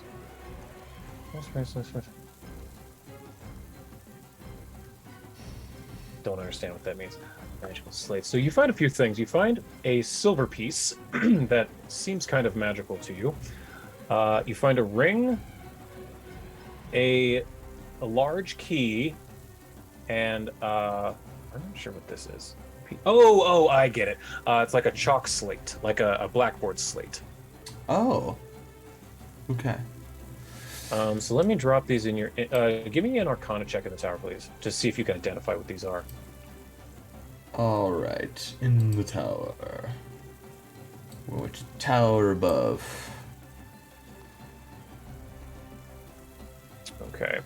All right. So you can tell that there's a predictable silver piece, which it seems like a regular silver coin, but you can activate it to tweak the strands of fate. So no matter how the toss is resolved, by letting the coin drop to the ground, slapping it on the back of your hand, catching it with the palm, it always lands with the side you rubbed face up. A trick coin, very cool. Yep, trick coin. There's a Ring of Lies, which gives you a +2 bonus to deception checks, and you can activate it to cast glibness on yourself with no visual manifestation of the spell being cast. There's a greater skeleton. Sorry, glibness. I'm thinking 5e glibness is an You're probably 8th level thinking 5e. spell. Yeah. What exactly does this glibness do? This glibness spells glibness. It's a 4th level spell. Falsehoods pass your lips as smoothly as silk. You gain a +4 status bonus to deception checks and lies, even if you're untrained. And it causes the DC for people to check through your lies to increase by half. I am definitely not good at lying, but if someone else needs to be able to lie when they need to. I think Merle already has one of those. Oh. Good at lying? I think that's the Ring of Lies specifically. I think you have one. Then there's a Greater Skeleton Key, which can be used in place of Thieves' Tools when attempting to pick a lock. It grants a +2 bonus to thievery checks. Oh, and you can interact with it once per hour to cast Knock on the lock you're trying to pick. And then the last one, the Slates of Distant Letters. You use a piece of chalk to write up to 25 words on this slate. As you write, the writing also appears on the other slate in its matched pair, no matter how far away it is, as long as it's on the same plane. Wiping one slate clean erases the writing from both slates, and they can only be activated once per hour. So this would be a way to talk to Amatar. Yeah, I was gonna say, do we have both slates? Yes, both of them are here. Yeah. I'll drop that into Hop's inventory. Predictable Silver Piece, Ring of Lies, Greater Skeleton Key, and Slate of Distant Letters. There you go. Anyone who wants any of these, free claim. Just go ahead and you can just take it. It's the one with the lying. What does that boost? Deception. Yes. It boosts your deception. Basically, you can cast glibness once at will. I would think. like that because my deception's at +3. I'm bad. Yeah. Here, boom. I'm bad at lying. Thank you. I also feel like you ought to be better at lying anyway, just for the fact that you were able to hide big, able to turn into a dragon for so long. There's some things a lady keeps a miracle. secret. Whoops. It is a miracle that people didn't figure that out sooner, though. Let's see, Ring of Lying. I'll give that to Bubblegum here in a second. The skeleton key should go to whoever's going to be doing the most, like, sneaking rogue stuff. That could also be Bubblegum, I feel like, but Arand is also pretty good at stealth, if I recall. I do have thievery. Ooh. Oh, you have thievery? And dexterity is my main. So that skeleton key would probably be best for Arand, huh? Yeah. Mayhaps, Right. yeah. Plus, I'm So I'll give the check for traps and stuff like that, so I can reroll. Okay. Wills. There you go. Well, it's a time saver just because it can, like, unlock a lot of stuff. You don't have to sit there picking locks the whole time. You can just unlock lesser things, spend your time on the bigger traps and things like that. Right, I think I'm going to speed this up just a teeny bit and just give you all the treasure that you find in this place. Okay. No, we need to so- go room for room. Room for everyone. You're breaking my immersion, Eli. I know, I'm sorry. So in the party sheet under inventory. Come on, show me the inventory. Show me the money. Show me the inventory. Why is it not doing anything? Okay, there we go. Inventory. Party sheet. Oh, that's from the other game. No wonder there's so much shit in there. Okay, so I'm just going to show you what all is in here. There's a Greater Crafter's Eye piece, a +2 striking corrosive dagger, an Explorer's Yurt, a Wand of Manifold Missiles level 3, and a Wand of Widening level 5. Oh wait, did any of those? Oh, I have to ID them for you. Sorry. ID. Now can you see those if you click them? Yes. Yeah. All right. So that is what all you find in here. I'm just going to drop them into Sir Hop's inventory. I'll take a quick screenshot of it and put it in a Discord so we see what all you have. Screenshot. We could do that later. Yeah, I'm just grabbing it for later. So you can figure, so we don't have to just sit here reading what all these do for right now. Okay, got that. So you found a bunch of these magic items. And I'm going to just drop them into Sir Hop's inventory for the moment. Okay. Just because you have the big, like, whole stomach of holding, essentially, right? Yeah, so invested, does that mean that it's like a attunement, sort of? Mm-hmm. Damn, I was like, I wish we could just pass around the eyepiece whenever we need it. Like, That'd be nice. No, it takes an hour. I would definitely want to use it for repairing my shield on the regular, but like, if someone else is doing stuff, I mean, Arand, you're crafting with your guns and stuff kind of makes sense. Bubblegum, you're into crafting as well if you guys want it. It's Alright. solely And for then you if you'd like. give me Arcana or Occultism or Religion in the tower, anyone who wants to.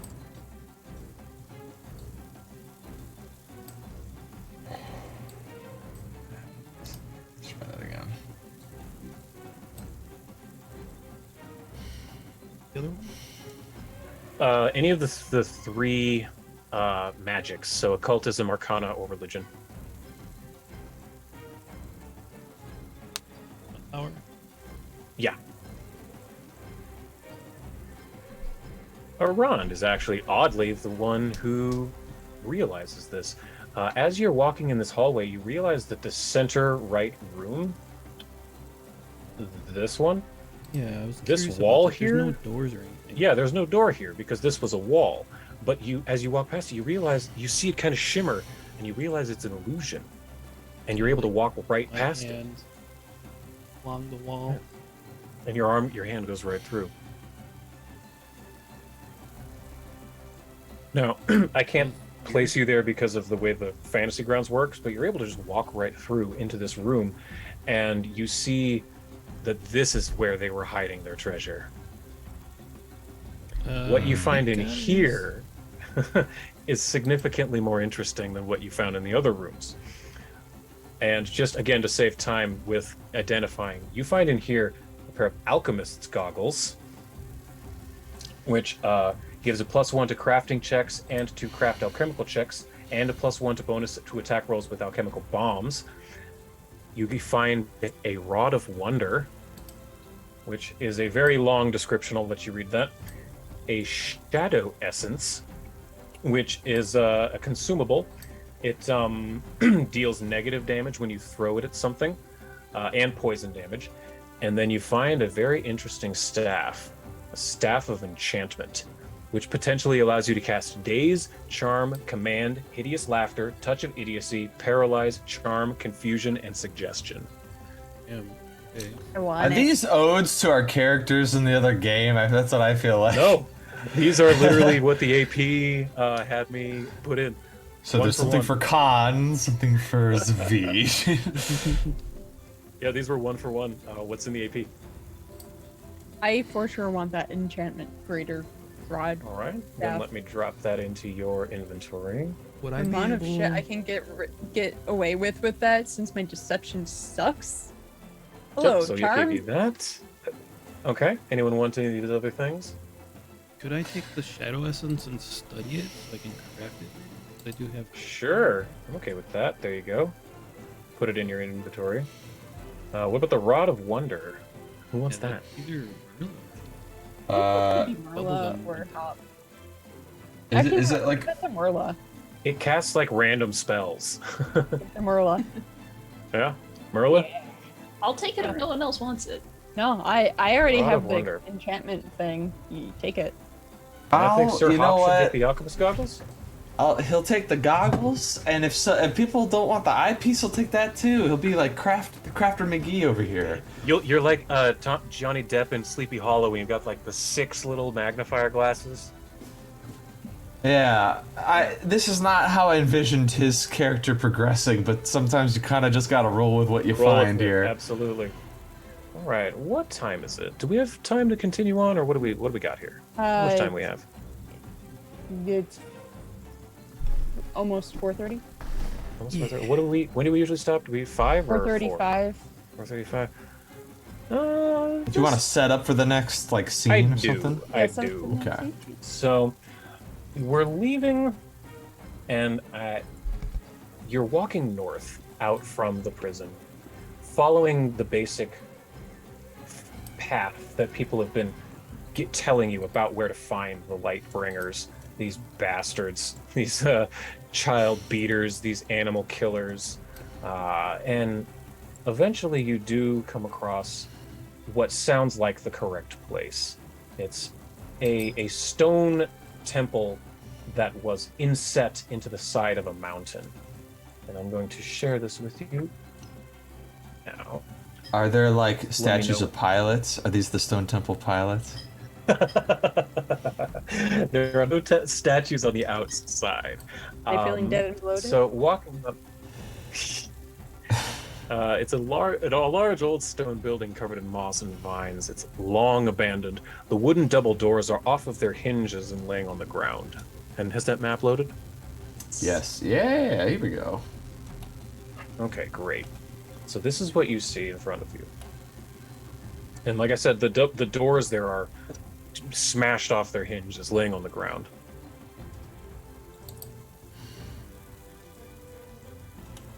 Okay. This is a similar sort of situation to our Temple of Irori. Is that what it kind of looks like? Yes, this seems like this is the place that they were sent to clear out that they have taken up hold in. I see. I'll tell you, this probably won't take super long, this scene here. If you're about that, then yeah. Yeah, I guess, I would like to get a perimeter on this place before just waltzing in the front door. Sure. You're able to see pretty much what you see on the map here. Walking around it, it does just kind of come to an end in those, if you walk around the barbell kind of thing. You can tell that there seems to be only one way in and out, as far as you can tell, unless you were to break down one of the boarded up windows. I see. Since it leads into the mountainside, perhaps there's like a secret entrance in the mountainside that would probably not be trapped, just disguised in case it like needed to be an emergency exit. Similar to how we got the little chute for Amatar, I feel like there might be a better way in than just through these doors that are very conspicuously. Give me a perception check in the tower. Maybe I'm being overly cautious. I don't know. We'll see.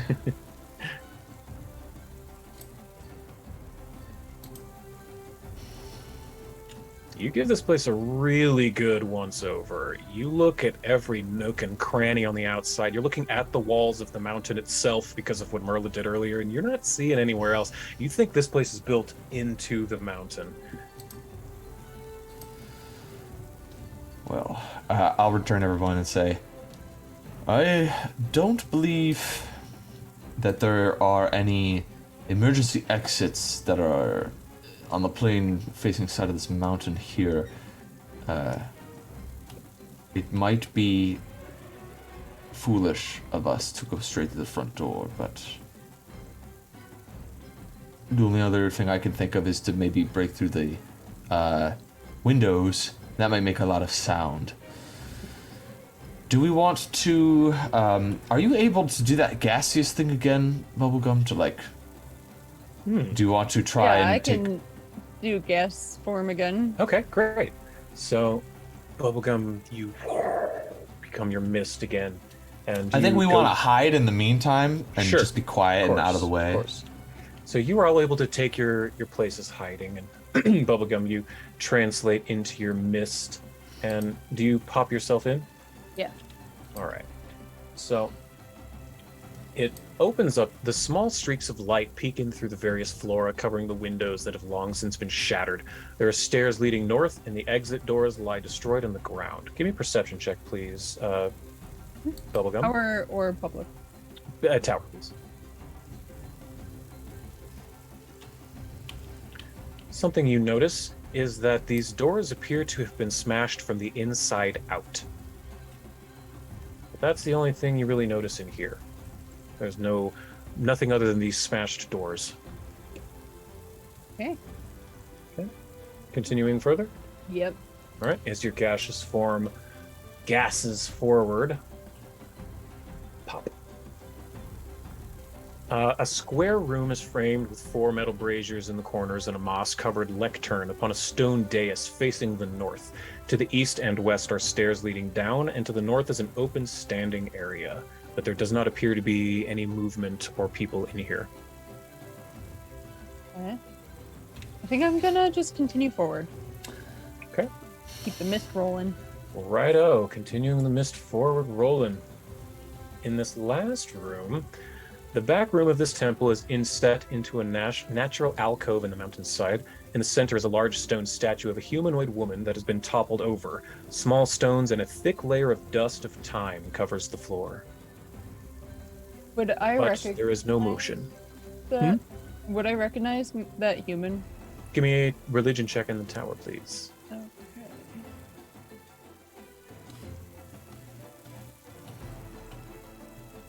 You don't recognize who it is, but you recognize immediately that this is another of the forgotten Tamatan gods, Yansha gods, like Merla has been honoring all this time. And with that roll, you quickly pick up, you're getting the hang of this. You see that it's a statue of a happy-looking woman standing at a lectern holding a stone tablet, seemingly reading from it. And you get the sense that this is a god of scripture, storytelling, and travels, and that you could potentially honor this god by telling a story at that lectern. But that's all you know. That's what you know about this statue. Okay, so before I do that, I want to check out the other rooms and then go out and then inform. Right. Which room first, left or right? Go left. All right. Oop. Right there.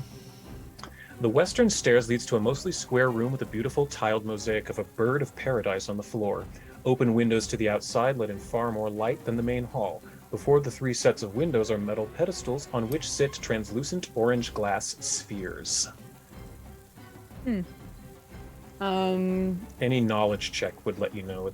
Check what those are in the tower, please. And you can have a +1 because it's you've got your cantrip thing. Yep. What kind of knowledge, like an occultism or arcana, whatever you want. Good enough. These are sun catchers. These orange orbs can be placed out in the sun during the day, and they'll glow throughout the night. A true boon for any late night reader.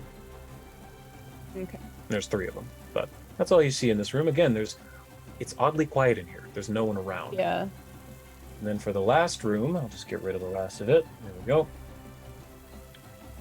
The stairs from the main hall opened into a square room with 7 engraved tombstones and set into the corners and small alcoves.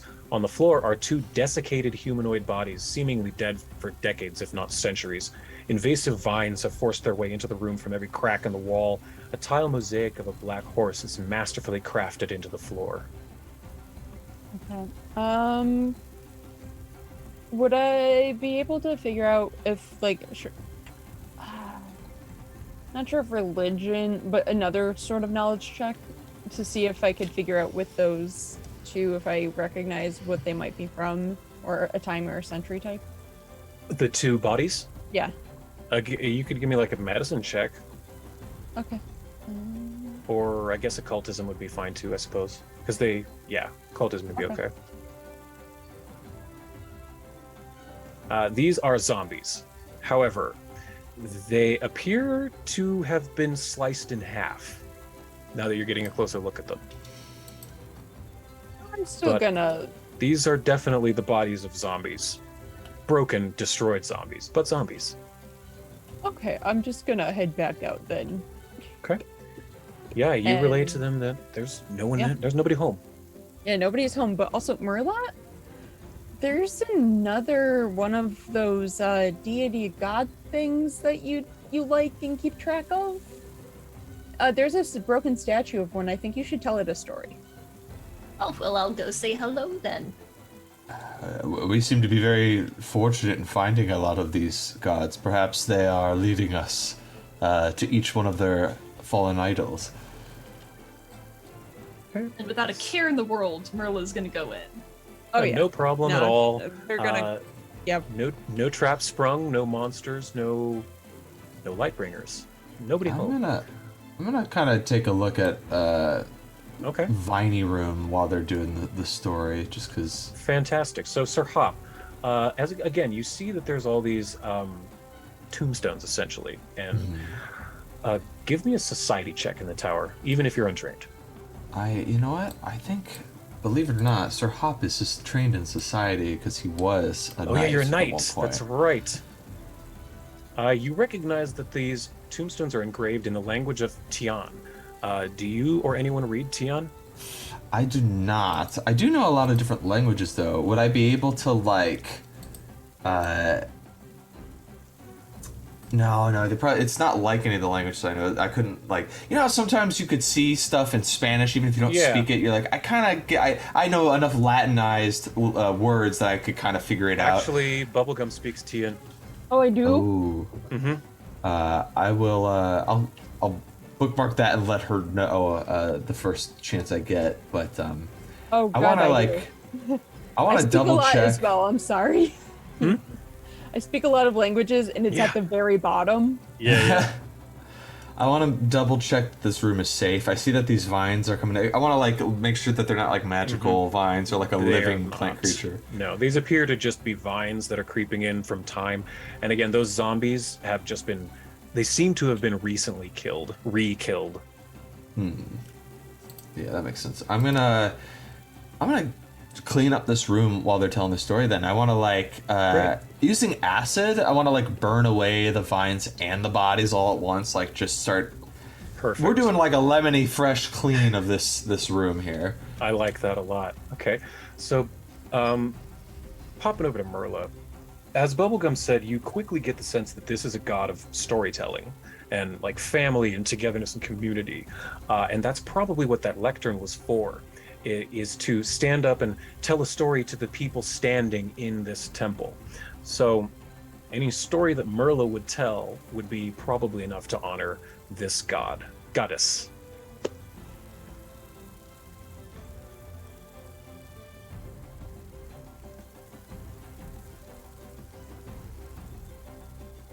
Sorry, what? I blanked out for a second. I'm Oh, sorry. I just said, and you realize that Bubblegum is correct. This is a goddess of storytelling, and like scriptures, travels, togetherness, community, and that's what the lectern here in the center is. It's like on a raised, it's kind of a pedestal sort of thing to tell stories to the people who are standing in this area, listening to the stories. Gotcha. And that if you were to tell a story, that it would honor the goddess here.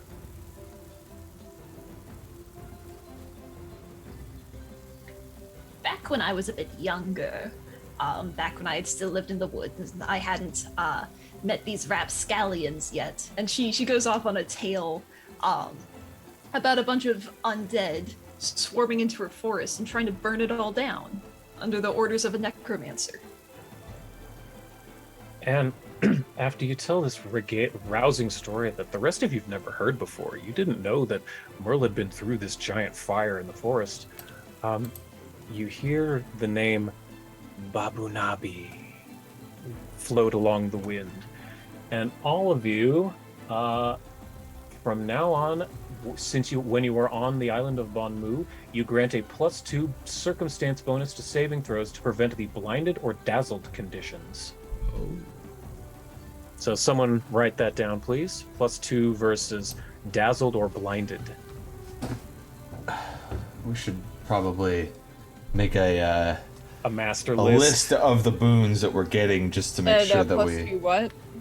+2 to saves versus the blinded or dazzled condition. Arand, what are you doing during all of this? I don't know. Wandering around? Yeah, just walking around, just thinking boobas now. Babanabi. Boobanabi. Give me perception and give me perception in the tower there, Arand. Yeah, I guess everybody's searching. While he's Bird of doing that, Paradise things. Bubblegum's gonna go back after the story's told and go find Sir Hop. I'm cleaning up this room and like sort of washing away like these vines and kind of hopefully like restoring the stone so it's even easier to read with like the acid and stuff. And I kind of turn to you and say, well, you're just the person I wanted to find.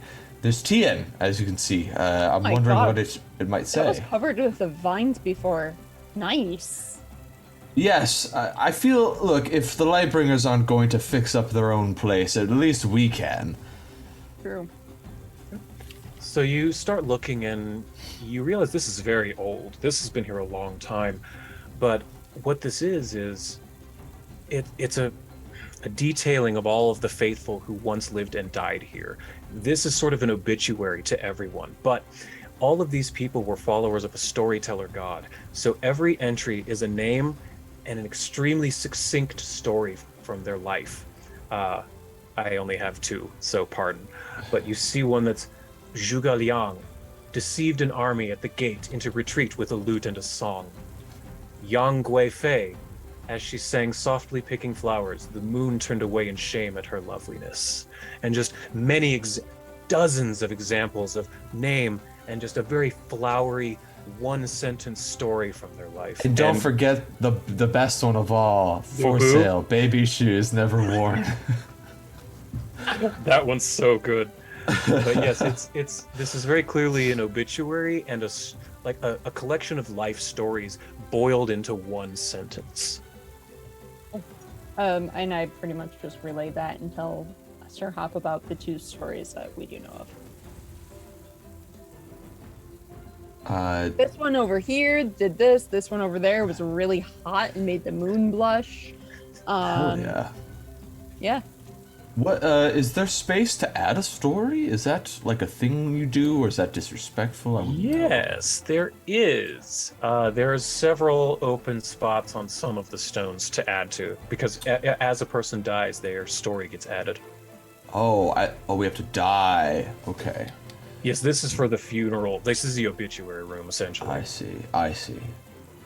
Well, I'll after I'm done cleaning, I'm not doing like the thoroughest job, but I just want it nicer, and then I'll like figure out a way to light some incense as like a sort of token of respect to the people here, and then I'll like I have fire hands. I got you. yeah, and we'll Wonderful. continue. I guess I want to look at where Aran is headed. He's going into the light room. Yeah, this looks interesting. The Lightbringers. This is kind of a magical looking room, it looks like. Yeah, this room is more of a reading room. There are chairs set about next to very brightly open and lit windows. It's a very different juxtaposition from the other room. And it is, there, like I said, there are sun catchers in this room. They are meant to be put outside in the sun, and then they glow all night, so you can even read during the night. Oh.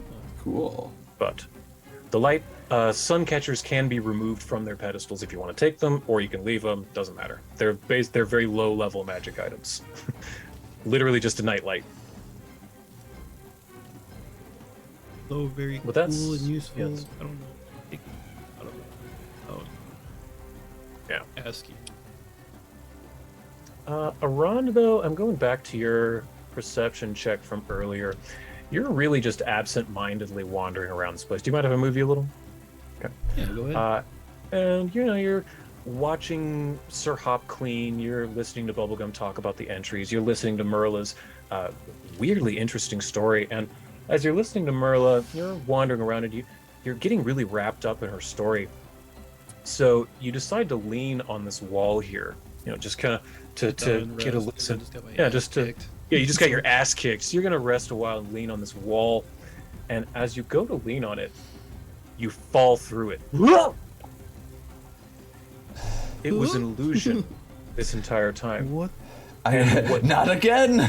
And Aran, what happens is you land right next to a weird symbol, and you see 4 corpses in a tunnel behind you. Well, I guess first things first, I'd get that weird, like, sick, like, feeling in your stomach, like when you drop really quickly, because I was expecting a wall behind me and I just fall through it. And then turn around and go, guys. Yeah. Hello, help me. Rushes over. I'm gonna get down right away and try to figure out what this thing is. All of where you. are you? Yeah, realizing the stone wall was truly an illusion, it fades before all of your eyes.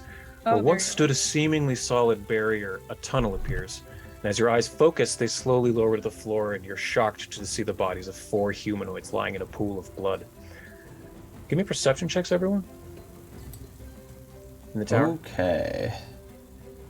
I have a feeling I understand what's going on here. Yeah, I but- think you Do an probably know what's Arcana going if on this here. looks magical, or not Arcana, You like an can, occult. yes, you can, but let's do this perceptions first. Awesome. So, Sir Hop, you can, all of you see this, but Sir Hop, you notice first that all of them are laying in pools of blood. These are dead bodies.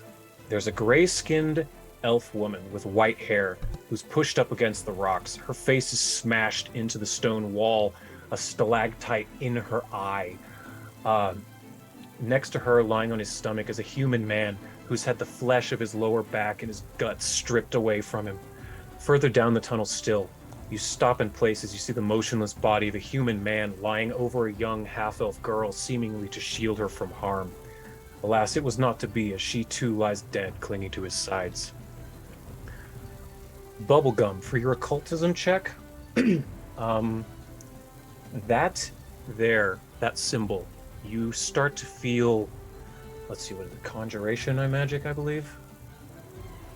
Yes, you start to feel conjuration magic coming from that, and you realize that that is a teleportation circle. Someone's been teleporting in and out of this place through it. Is there any way I would know how to break it up? Yeah, can we dispel that shit? Would I be able to Do you have resist dispel it? magic? I could, I think. If you have dispel magic, you So if can. you do. I don't have it Merla- prepared right now, but I have it in my book. Merla, I'd like you to give me a medicine check, please. Yay. Dice tower? No, public is fine. Oh, good lord. Okay. So, Merla, not paying much attention to that symbol on the ground, you can tell that Hop and Bubblegum are dealing with it. You go over to investigate these bodies. And, the drow, the first one, she died on her knees, with her face smashed into the wall. It would have taken someone extraordinarily physically strong to get a stalagmite this far into a person's skull. Someone needed to smash her against this rock. The young human man clearly died while he was running away. He was frightened. He died with a look of fear in his face. And the flesh on his back seems to have been melted or burned or caustically eaten away by something hideous, some liquid. The older human man died while shielding the half-elf girl from an attack. His sternum right here, this bone, is completely shattered, and his lungs have completely collapsed. Something hit him just right, in just the right spot. And for the half-elf girl, she died of asphyxiation. As you look close to her and inspect her body, from peeking out of her throat, her nose, are long white hairs.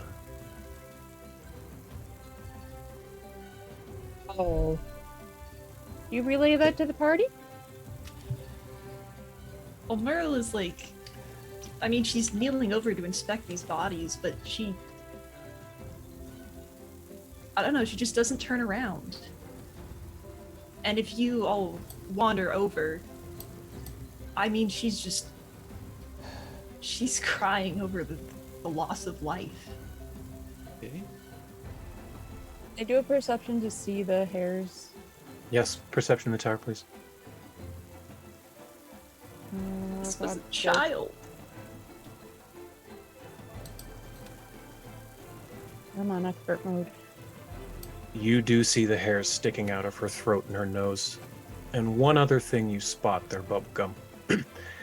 Sticking out of the man's tunic, you see a small rolled up scroll, like a small piece of paper, or parchment rather. I'm gonna grab that. Unrolling it, you recognize it.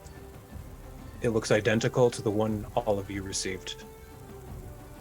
Congratulations, Lightbringers. You have been chosen to compete in this decade's Ruby Phoenix tournament.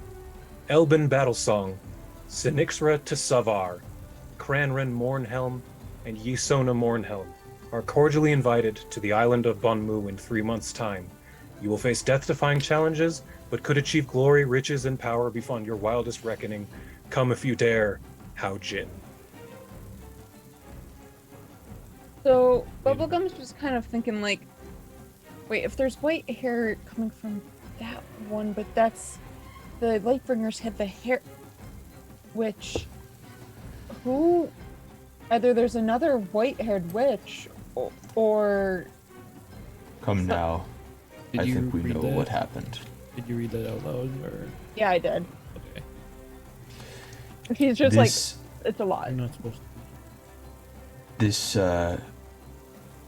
teleportation circle. I'm going to do my best to sort of examine when it was placed. And I'm going to copy it into my book to kind of just capture the design. But I would like to use Dispel Magic to erase it from this place. Sure. Firstly, give me an Arcana check to copy it and discover interesting or information about it. Sure thing.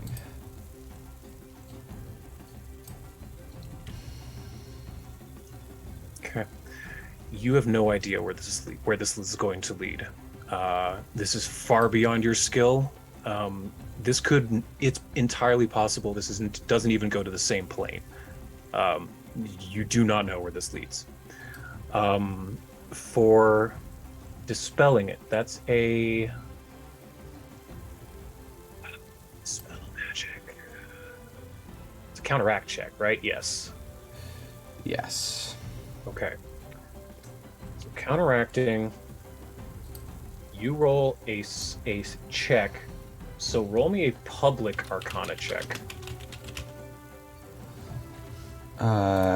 Public Arcana. I am doing it at 5th level. I don't know if that makes a Oh, difference. okay. So if what's it normally? 3rd level? I thought it was 2nd. 2nd? So Okay. I've heightened at 3, I think. So you've heightened at 3. So give yourself a +4 for this roll. Okay. Counteract would be exactly what again? Arcana Arcana. you said, and okay. public, yeah, +4. And if anyone has guidance, you can give him guidance.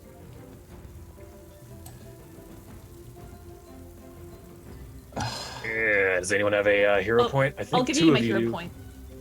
Thank you. So go ahead and give you your +4 again. All right. I appreciate that.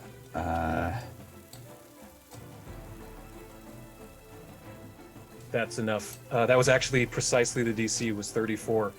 Damn. So you were able to just with everything you know of magic, you're able to scrub this thing with your acid and just eat away at the living rock right beneath it. You physically destroy the surface on which the magic was placed, and you just essentially burn a hole into the floor, and you have taken out the where is it?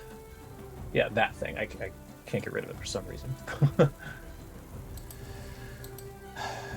Come, let us retrieve these bodies and notify the officials of what happened here. Before we we have do that, I'm imposters. going to write on those stones. Yeah, say we can Oh. take the bodies and Yeah. With that absolutely teleportation gone, I'm not afraid of them ambushing us now, but at the same time, I also have prepared the spell teleport. I probably could have used that circle to go wherever it went, and I made the conscious decision that it would be better to just not do that. I put all of their names there in the chat, and I'll also put them into Discord.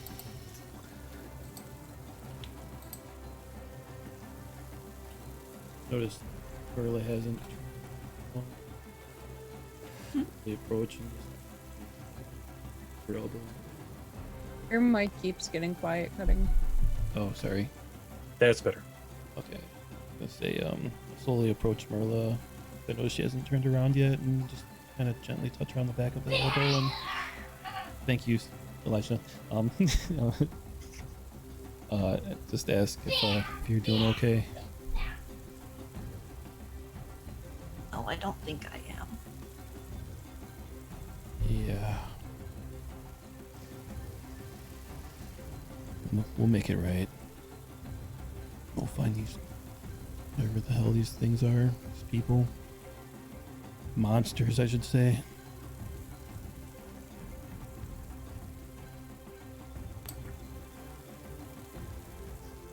As you're walking back to the obituary room, Bubblegum, you see that there are a few spare slots on the rock.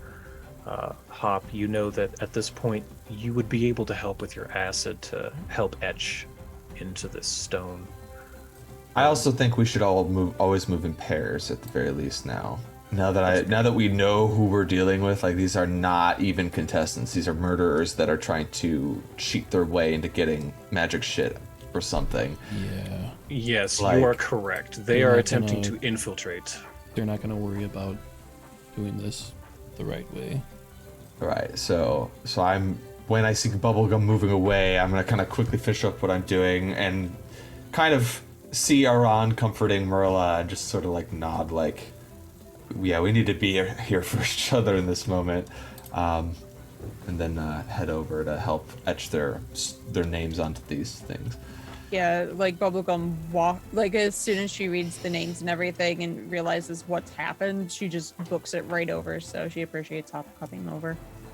That's kind of like how she deals. She runs.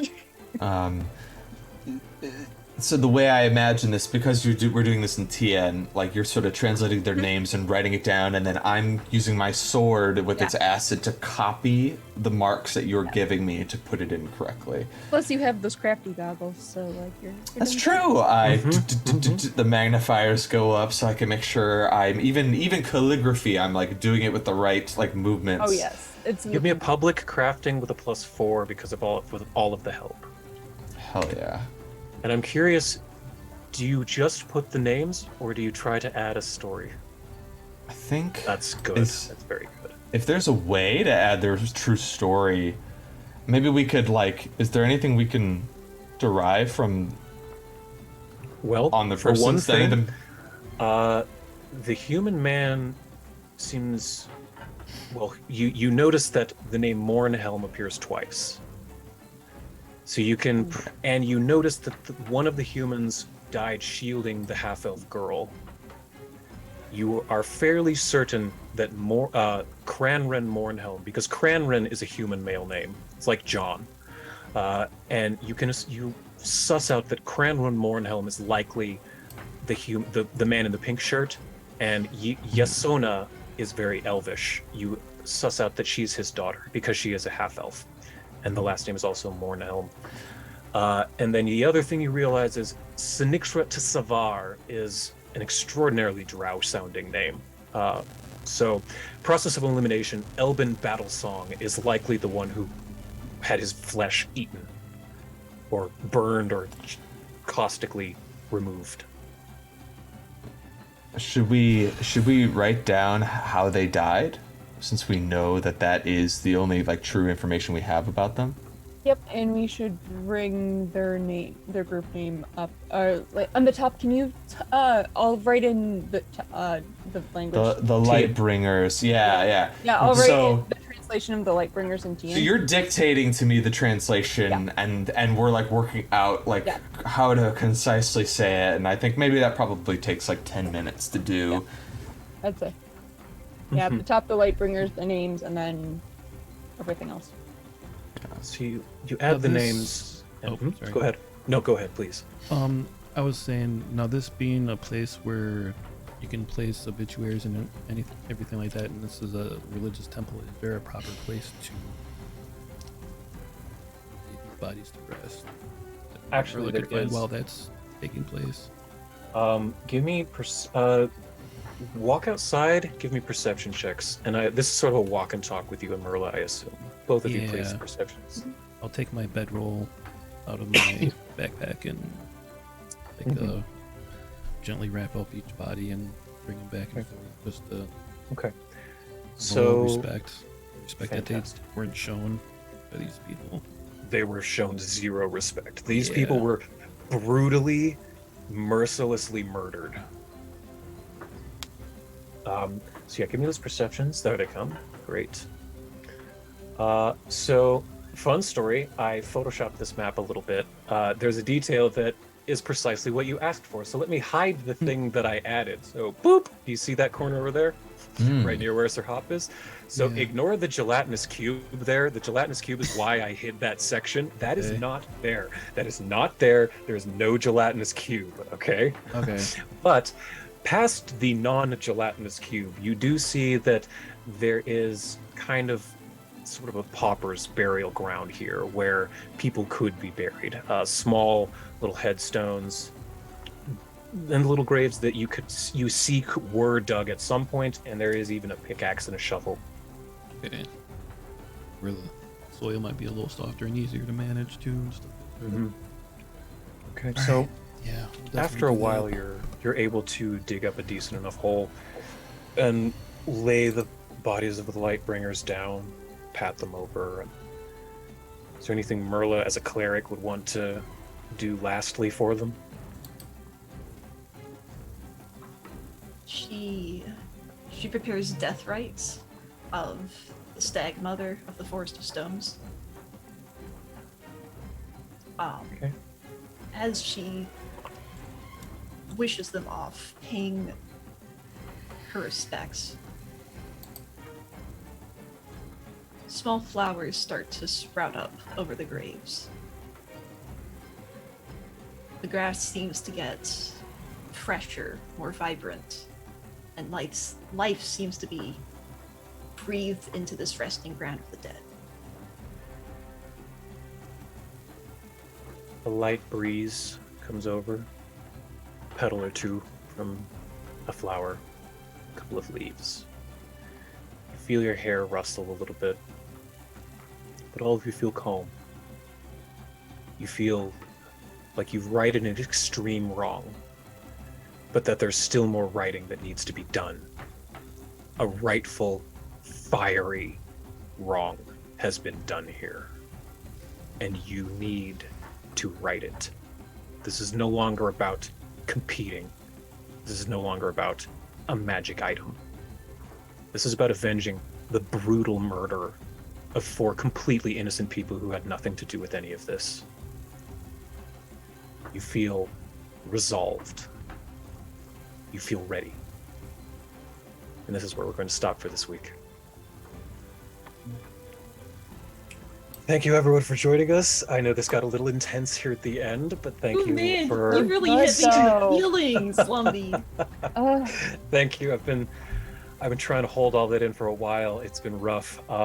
Thank you for letting me get a little serious and rough on this one. Thank you, everyone, for watching. Hope you'll join us next time when there's a new reason to find these fuckers. Oh yeah, they're not just baby kickers. They're worse. They're much worse. So we hope you'll join us next week. Same bat time, same bat place. Thank you so much, everyone. Oh, that's right, plugging. Sorry, go ahead, Red Ellie, please. Okay. I got so distracted with the emotions. It's okay. It's okay. I got this. Sometimes my brain works. Yes. Hi, everybody. I am Elliot, also known as KSM. I have been playing the lovely Bubblegum Sweet, who is about to mess things up. She's not happy. And I love and am so proud of this character because I did not expect to fall in love with her as much as I have. And everybody just combined is amazing. But tomorrow I will be on Weave the Tale, and I'm going to be in a one-shot of The Wicked Ones. And then on Tuesday, you will see me on Balsamic Games playing the Forged in the Dark and Werewolf the Apocalypse jam that the GM Gavin has done. And we're going to be playing Werewolf in Forged in the Dark system. It's going to be amazing. I'm so excited. And if you aren't following Balsamic Games, please do. And if you know who Morningstar is, the Cytherian on Twitter, he's the one who's typically on that channel. So you should go check it out just if you want to see pretty people in general. And then I believe on Friday, I will be busy. very busy on Lawful Good Media, and we are doing a 10 Candles game for charity. So find me on Lawful Good Media on Friday, find me on Balsamic Games on Tuesday, and find me on, oh god, I already forgot. Oh no. Somewhere.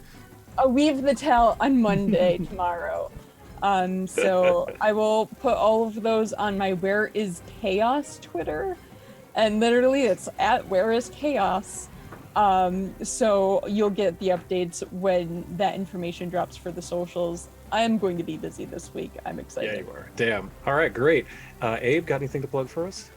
I mean, if you like Pathfinder, and just come check us out every Sunday. If you like D&D, we do a Curse of Strahd on Saturdays on my channel. We're getting close to the end, actually. Someone stole our sun sword and ran off with it, and now we're going to track it down. And yeah, that's Abe All right. Minister, and then enough that you would like purchase make. All right, beautiful. Eldritch, got anything to plug? Nah, not really. That was easy. Hey, Shane, got anything? Yeah, I'm dropping a link. Boom. Check out this playlist of music. It's for another stream game that we do on Mondays, although not this Monday because we're taking a break, but next Monday we're hopefully doing a finale of the stream game that I've been doing for a while with Eldritch called Antumbra Echoes of the Eclipse. I made music for all of the main characters. If you like D&D music, check it out. So the link not dropped. Yeah. All right, Those link three drop. asterisks.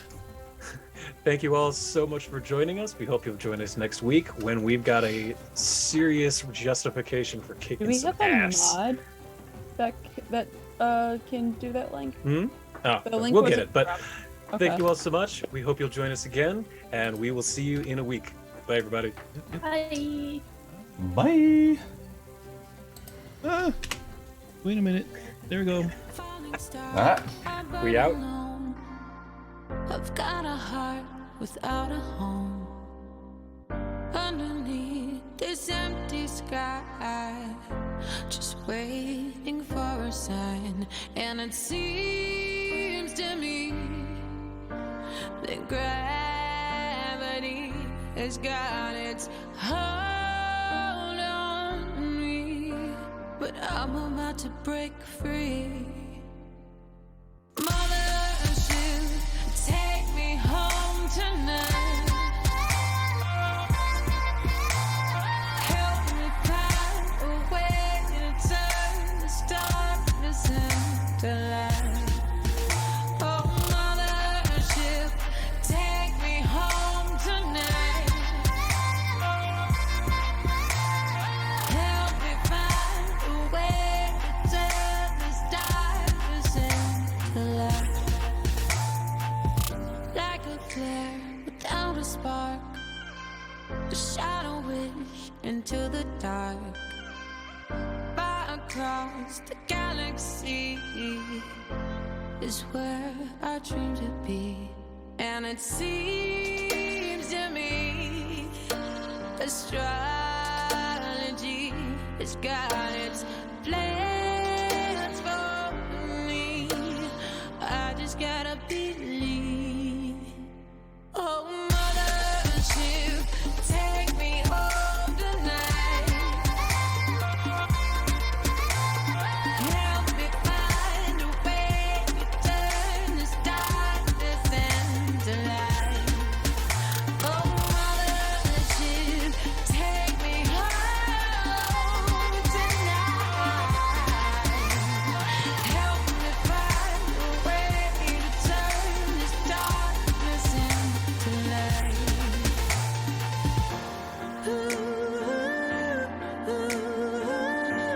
Darkness, darkness,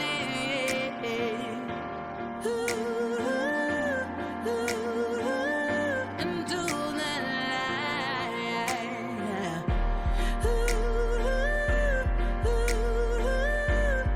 Help me.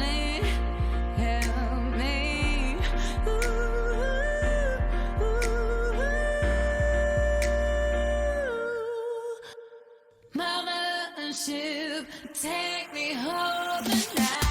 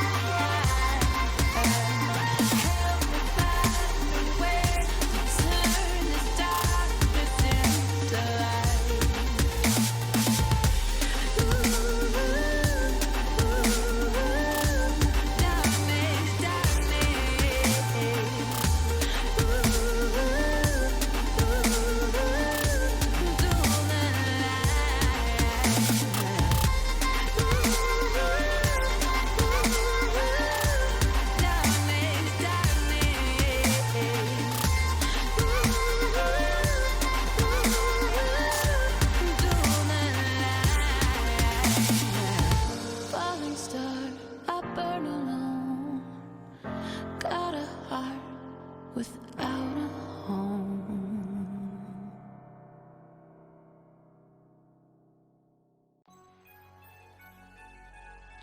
A glass cannon is a character that can put out obscene damage very quickly, but is also incredibly frail. I'm the one that gets it done in the clutch, so you know I never really gotta worry too much. I'm a glass cannon, glass cannon. You don't even want a dose of the smoke, so I'm recommending that you never try to provoke. A glass cannon, I'm a glass cannon. If your objective is blatant confrontation and you haters have greatly underestimated my station, I dominate with divination, I conquer with conjuration, I'm bonkers with evocation, I'm astonishing at abjuration, patiently waiting for my invitation to help alleviate my already unbelievable reputation. No conversation, the brains of the operation, the pain of the population contained in a concentration of a spell slot. I got 27 in the clip, missiles emitting from my fingertips like warships. That's a handgun, damn son, shooting from the hip. Only one using telekinesis to get a grip. Cantrips waiting to be cast off. Prismatic wall, make them all blast off. Cackling my ass off, incapacitating them with laughter. Yazzik ain't the caster you wanna go after. I'm the one that gets it done in the clutch, so you know I never really gotta worry too much. I'm a glass cannon, glass cannon. You don't even want a dose of the smoke, so I'm recommending that you never try to provoke.